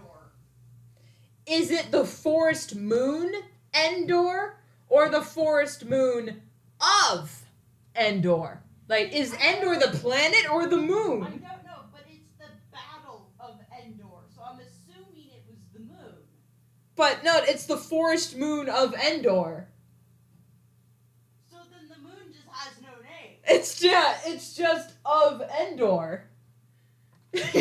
You know, marriages have fallen apart because of this argument. It's hilarious. It's so fucking funny. The fabric of my reality is falling apart at this revelation, but okay, they both have white, so I can do that on the same layer.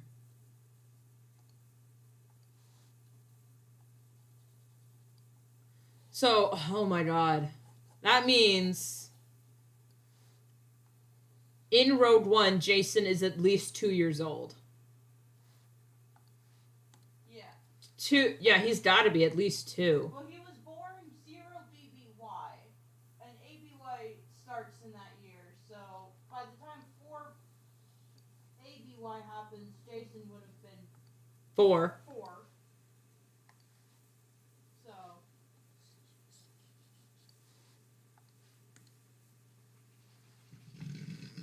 Pardon. And we see Hera in Rogue One. She's in the background somewhere. Yeah. And Chopper's there. And we hear over the intercom, Syndulla, please come to the main hangar or whatnot. General Syndulla. Yeah, General Syndulla.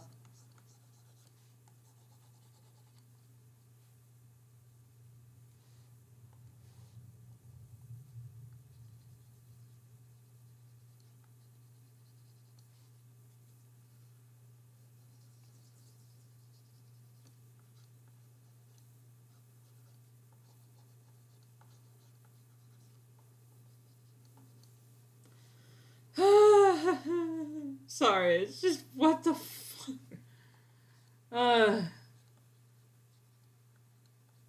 It's like finding out Tolkien knew what color TV was and watched the moon landing. Because you'd think with Tolkien he was like a Victorian writer that wrote by candlelight. No, he had personal beef with the Beatles and was a Led Zeppelin fan. I love Led Zeppelin. Back in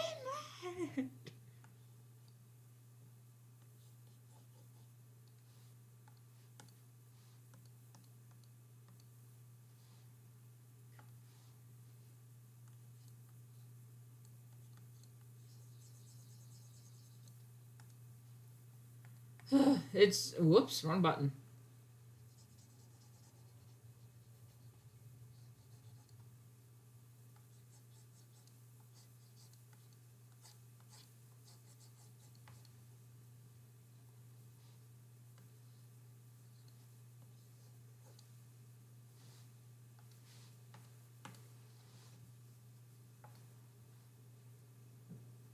I'm wondering if I should assign like stream homework like other streamers do sometimes.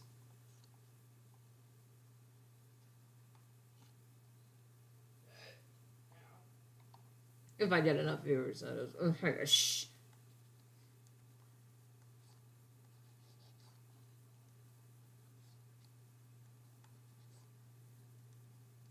Okay, your stream homework right now because I might. No, I still got time. Never mind. Stream homework right now is find a fact in history that we had no idea, that most people have no idea was happening at the same time. Here's an example. Star Wars was in the first Star Wars movie was in theaters while France was still beheading people via guillotine. Like they stopped that year. And for perspective, the first Star Wars movie came out in the fucking 70s. So yeah, bit of history lore that not a lot of people knew were happening at the same time.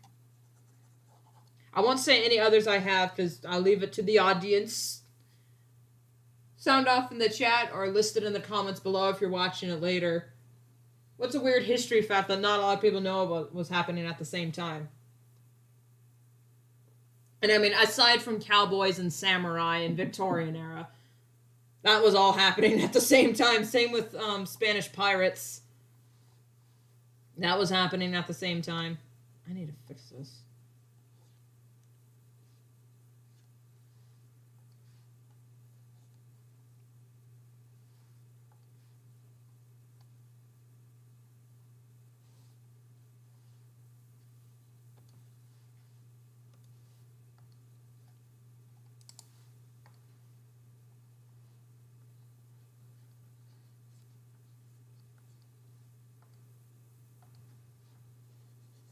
Alright. I'm going to try and cool off for a second. Let's not get any rants, any side tangents for at least a minute. 60 seconds, and your time starts now.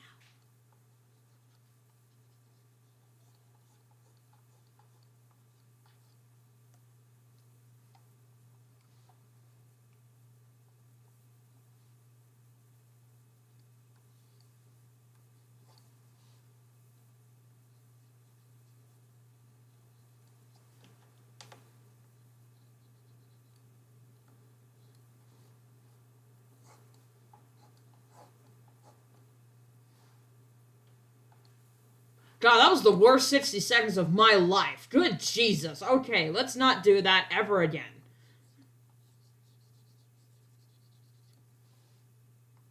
I didn't say silence for 60 seconds. I said let's not get any rants or side tangents, and then dead silence happened afterward. Wow. Well, because I'm still thinking about ranty thoughts. Yeah, I'm still thinking about ranty thoughts. Like...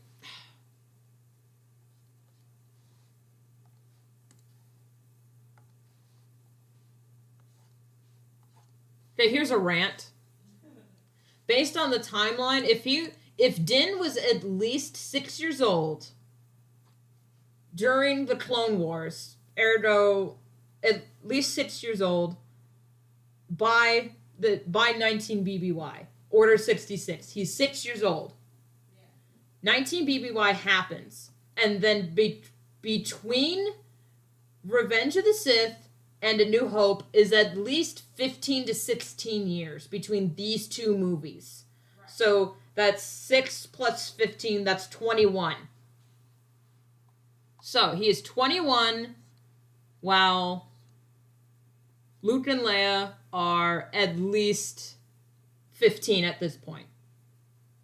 15, 16, it's really, it's kind of iffy. So even though we have an exact date of their birth. Anyway, so in between A New Hope and Empire Strikes Back, that's 3 years. I checked the wiki, it is 3 years. Oh, I colored that wrong.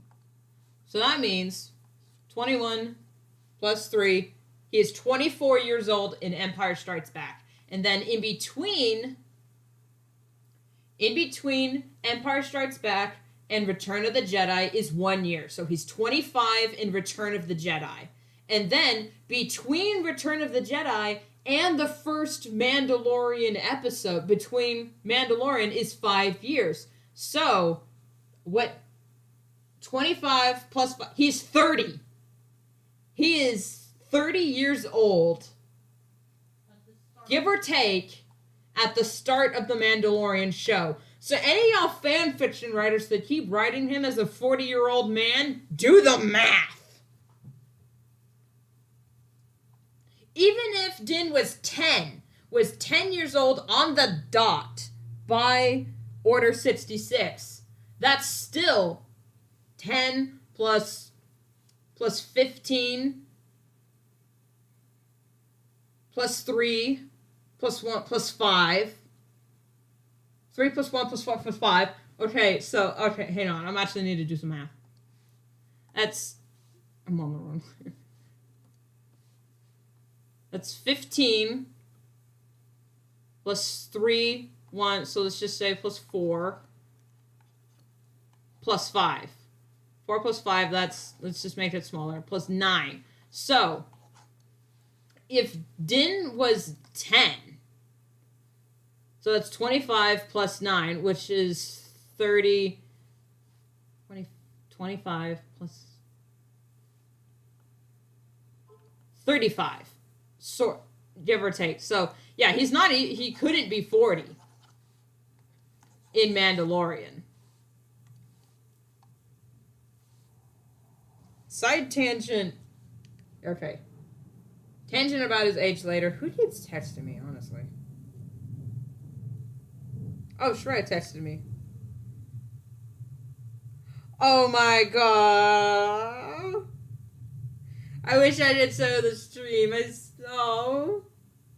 Tab, want to see a picture of our niece? I already did. She's 10 months old. Yeah, 10 months old. Oh my god. With a baby. Is that a plushy elephant? It is.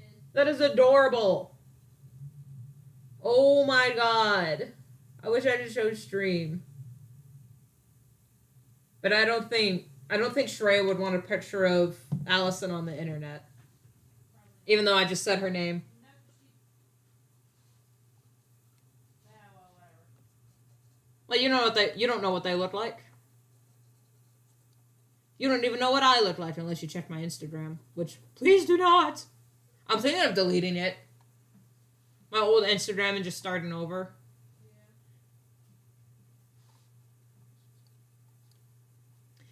Yeah. Anyway. So I did all this age stuff with Mando just to figure out how old Paz is for reasons. And Paz seems like he's older than Din. And he's voiced by Jon Favreau, so that means he's at least older. And it's said in Paz's wiki, he hails from Mandalore. So that means he was on Mandalore and is old enough to remember the Purge, which is why he was so pissed at Din for taking that job with the Imperials. Right.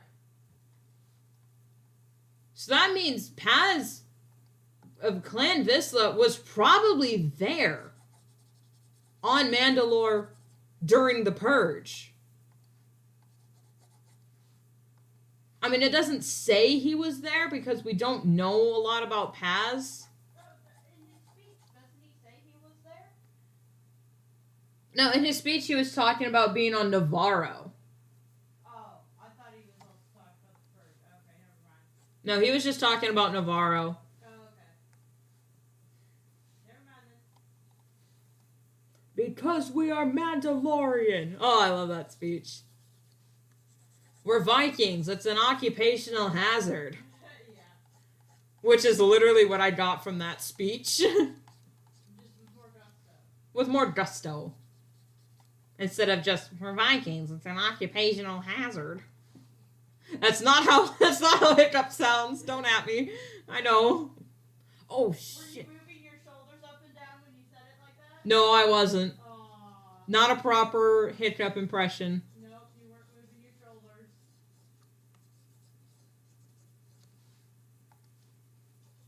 Oh, it's funny how he's like looking at Asher's like, I don't do that, he said as he's doing it. Yep.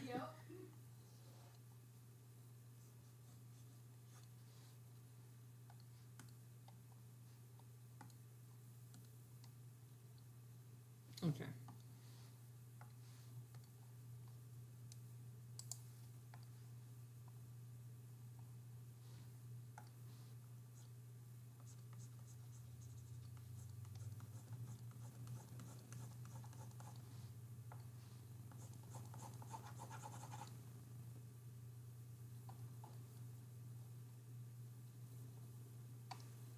Yeah, okay. Let's, whoops, their basic colors. Down, now I just need to blur it. Slightly.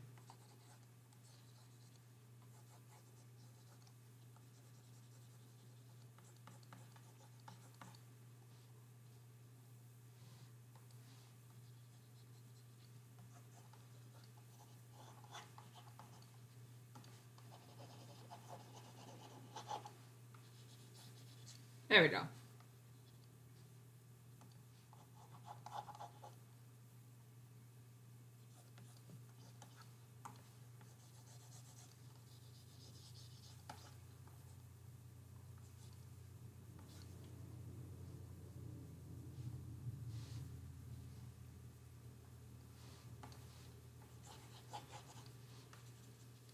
Does anyone else get annoyed when people bitch about filler episodes?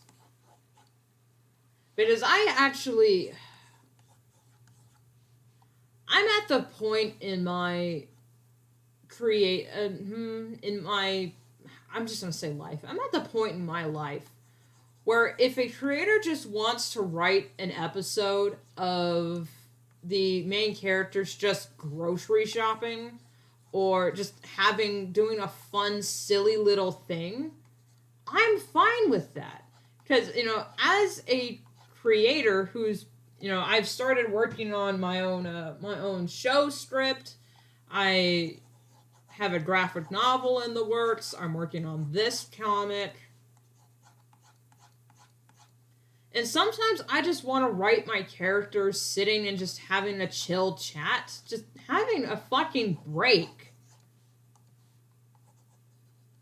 And it doesn't have to be like a bottle episode where it doesn't come in later. I mean, it's just like a character episode. Or just showing like, you know what, I have this other story. It doesn't fit anywhere. I'm just going to put it here because it makes sense timeline-wise. Or it's just the characters, like in Bad Batch when they were settling on Pabu. Is that the name of the planet? Yeah, on Pabu. People were saying, oh, rolling their eyes. They're like, oh, another filler episode. Man, shut up. It's them establishing their home and that they, that they don't have to be soldiers anymore. They can help people. They can settle down. They can have a normal life, hopefully, maybe. But then the series wouldn't let them have it. So that means this next few seasons are gonna be a real gut punch. And man, that finale definitely was. I don't want to talk about it. I actually don't. Although I'm gonna talk about it. I don't think Tech is dead. Spoilers for Bad Batch. I don't think Tech is dead. I refuse to believe, with everything we've been through with Tech, that he's just dead and gone. Especially since his death did not get as much fanfare as it should have. Like, Waxer got a bigger send-off than Tech did. I mean, sure, it showed everyone being sad afterward, the explosion, and everyone reeling from the fact that he's dead. But his death smells of Bucky Barnes' Winter Soldier type storytelling. And Filoni did the same fucking... He did the same thing with Echo. They were in the same position. A collapsing car that their brother was reaching for them to go save them. Now Bucky didn't let go intentionally. The rail broke and he fell. But if Bucky knew that if Steve reached for him and that meant he would fall too, I think Bucky would have said, no, you go on without me. So, I mean, their deaths are the same. Seeing Echo's helmet, we saw it, same with Tech's glasses. It's... I don't know if this is just me in denial, but I refuse to believe that Tech is dead just based on the way his death was handled. And the scientist looked for Tech's body and wants to use clones for his experiments. So even if Tech is dead, he took his body and lied to Hunter, saying, "This is all I could find in the rubble," just to make Hunter upset. Because then hopefully that would make Hunter easier to negotiate with and whatnot. But it doesn't smell right. Because even if Tech did die, it doesn't feel like he got the proper send off. You know? And I know Filoni's probably not going to do that because the Bad Batch are his creations. Like Rex and Ahsoka. They're his babies. So he wouldn't just kill them outright. I mean, I don't know. It's just, I refuse to believe Tech is actually dead. It feels like a fake out death. And I'm going to stand by that. It feels like a fake out. Oh, my neck. Okay, we have reached the 12 o'clock chime. I might end the stream soon. Maybe not here, but at least soon. Because, okay, I gotta go get the mail. I gotta get started on our Passover Seder, which honestly won't take that long. But I'd like to get it done, set up, and get the house cleaned. So that'll take at least 2 hours with good buffer time. And then, because we gotta cook the potato thing. Yeah. We gotta check the mail. Unless you could go check the mail now. Yeah, we also gotta check the chickens and the turkey. Yeah. We got little baby. I forgot to use the coffee thing. Sorry. We got little baby turkeys. They're so cute. They're really skittish and like all domestic turkeys. Kind of dumb, not gonna lie. But they're so cute. Okay, I got them done.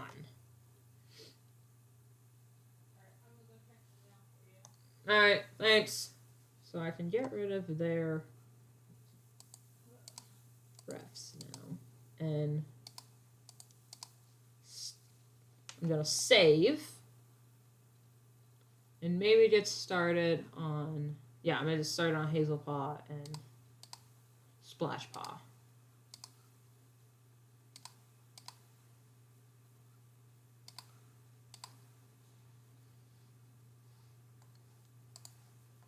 There we go.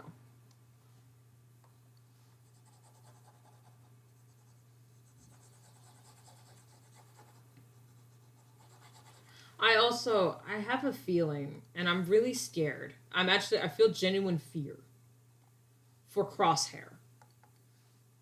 Because I honestly don't know where Crosshair's story's gonna go.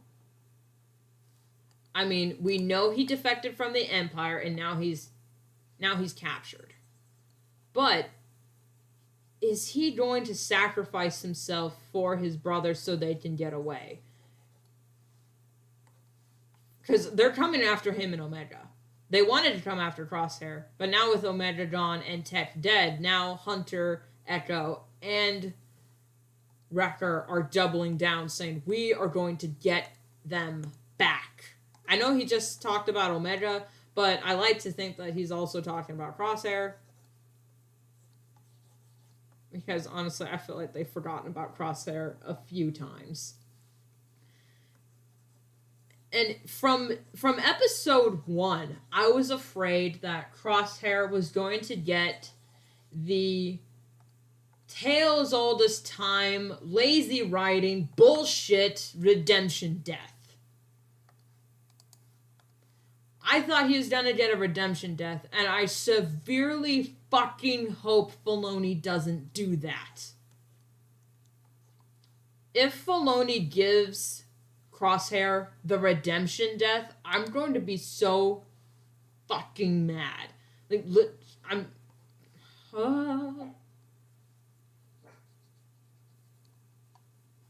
I don't think I'd be able to handle Star Wars after that. I think.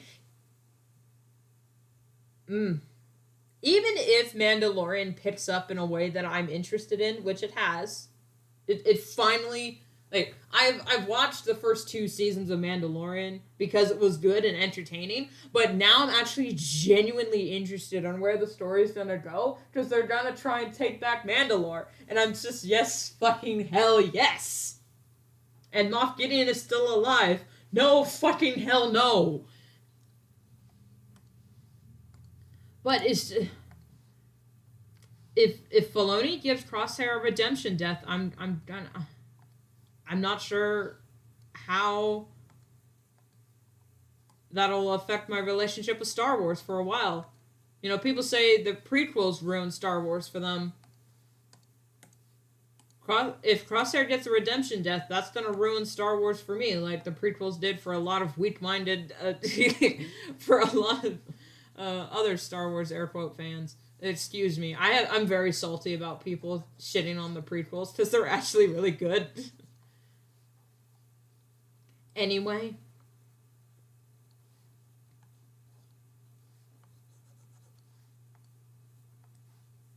Wait, actually, it's not there. There we go.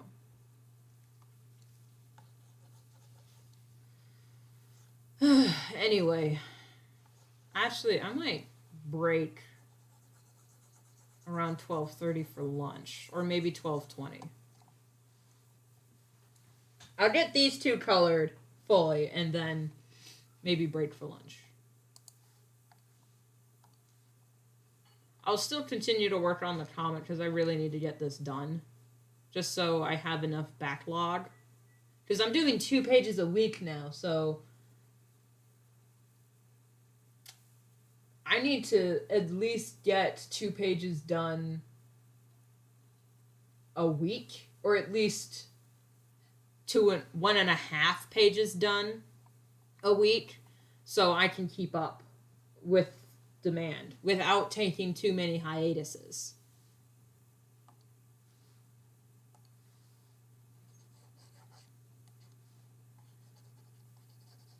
And honestly, for Tuesdays and I think Thursdays as well.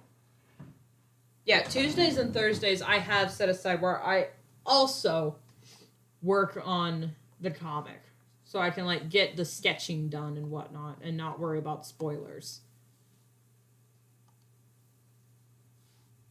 Let's put this on the white layer.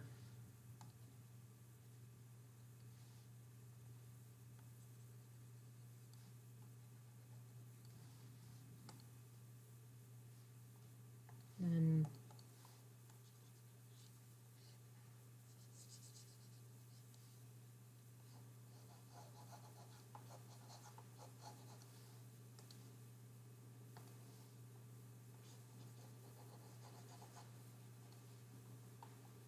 there we go.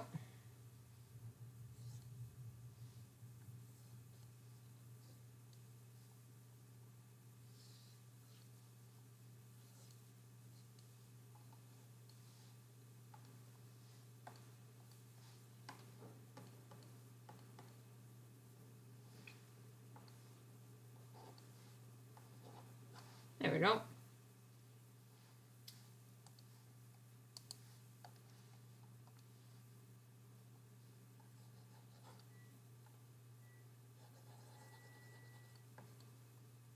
So if you can't already tell, I got Star Wars. Yeah, Star Wars, because that's what my emotional state looks like. I got Star Wars brain rot really bad, and I need to do something about it. But at the same time, the way I handle brain rot is, I mean, it's not unhealthy, but it is just an unhealthy obsession with everything Star Wars related, which is what brain rot is, but it's just, it feels unhealthy. Like binge eating.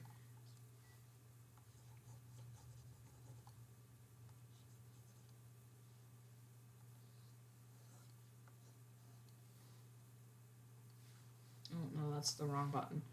Here we go.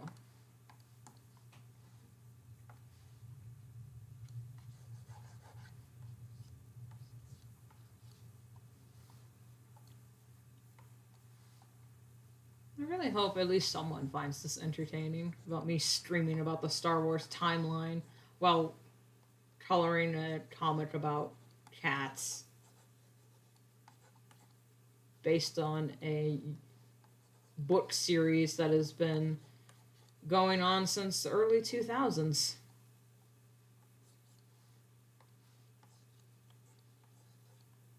You know what's funny about the way my brain works? The day I actually stream something Star Wars related, I'm gonna have nothing to say about Star Wars because I just said it here.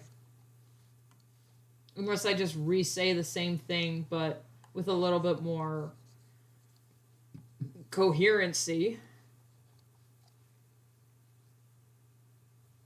It'll just be a stream where I'm drawing Star Wars fan art. We're drawing Mandalorians while doing my Star Wars hot takes.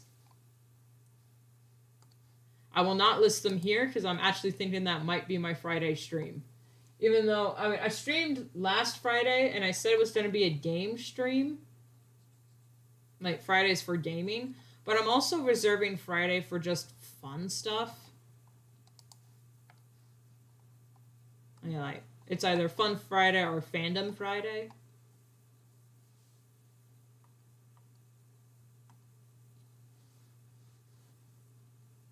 Wait, what was...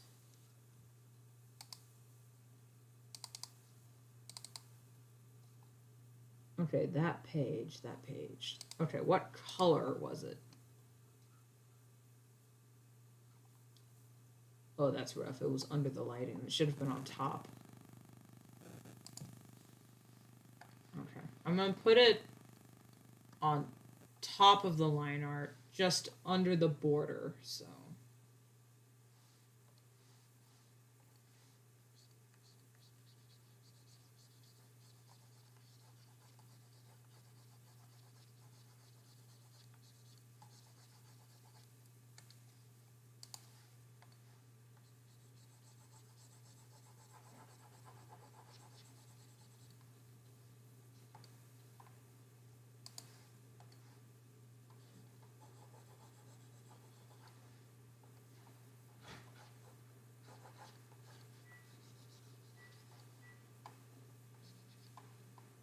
There we go.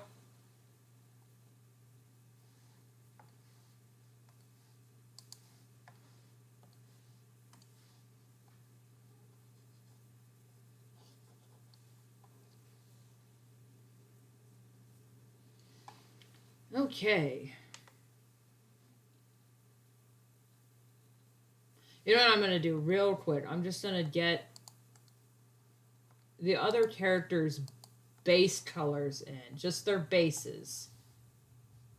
And then I'm going to end stream soon. No, I need official designs.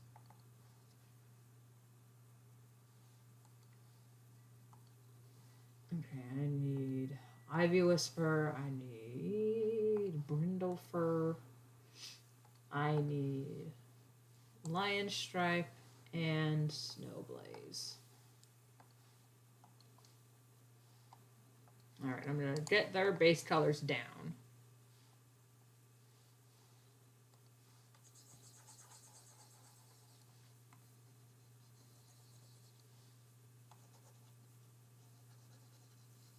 So I can break for lunch.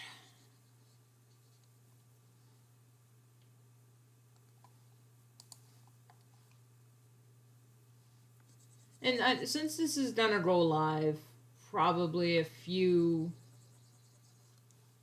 hours later, I mean, I try to make it... I save it to a playlist, and it looks like it doesn't go live officially until like a few hours after streaming. So anyway, but if any of y'all in the comments, not in the comics, in the comments would be interested in a Star Wars stream, let me know. Wait, is it the same? No, it's not the same gray. Okay. So that'll be Friday's stream.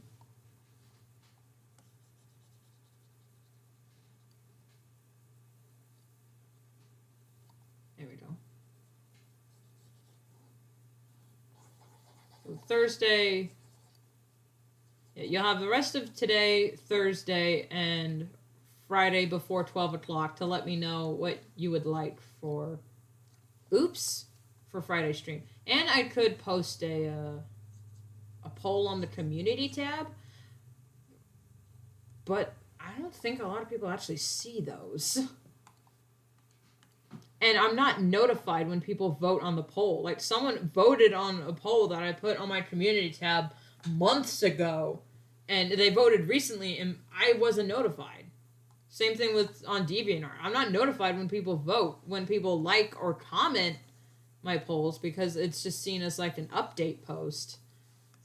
I'm not notified when people vote, because I didn't realize someone broke the tie on my DeviantArt page, voting for the 2 pages a week. So thank goodness, but I was not notified, and I didn't know about it. Because I thought I was being a dick for going against what my followers wanted.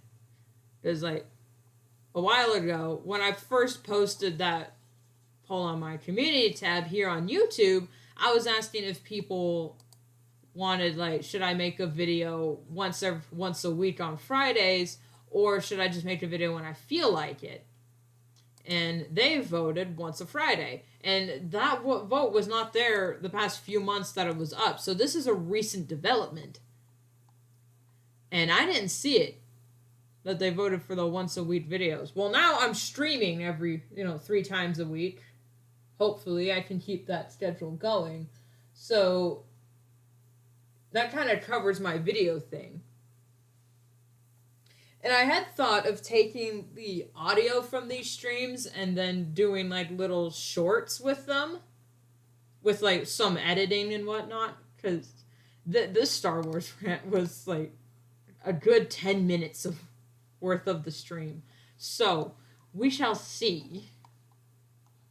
And hopefully I can just stay motivated long enough to keep this up.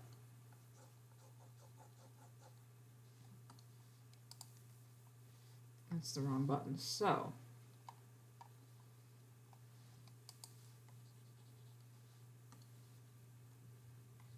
with all this in mind, because even if I do a Star Wars stream, I currently don't have anything set aside and ready, but I can whip something up real quick. I had an idea for something different because I just recently acquired a new character. But also an old character of mine could use a revamp, and it's a Star Wars character. And I have another Star Wars OC, a Mandalorian, that is for sale on my toy house. My fandom toy house. So I can just talk about all that during that stream. And I got the Star Wars brain rot, and it's going to be rough because we're watching the new episode of Mandalorian tonight, and I'm going to want to talk about it immediately. But I stream on Fridays. I stream Monday, Wednesday, Friday. Thursday's going to be another crunch time. For comic crunch time. And working on the thumbnail and my PNG. Because I need to update this a little bit. So, anyway, I'm going to go break for lunch. Thank you so much for watching. Be sure to like the video and comment what your favorite part was. And here's the thing. Comment what your favorite part was. Is it the forest moon of Endor, or is it just Endor, the forest moon? And what bit of history fact that not a lot of people know happened at the same time? That's your comment homework. I don't know how to end these streams besides just saying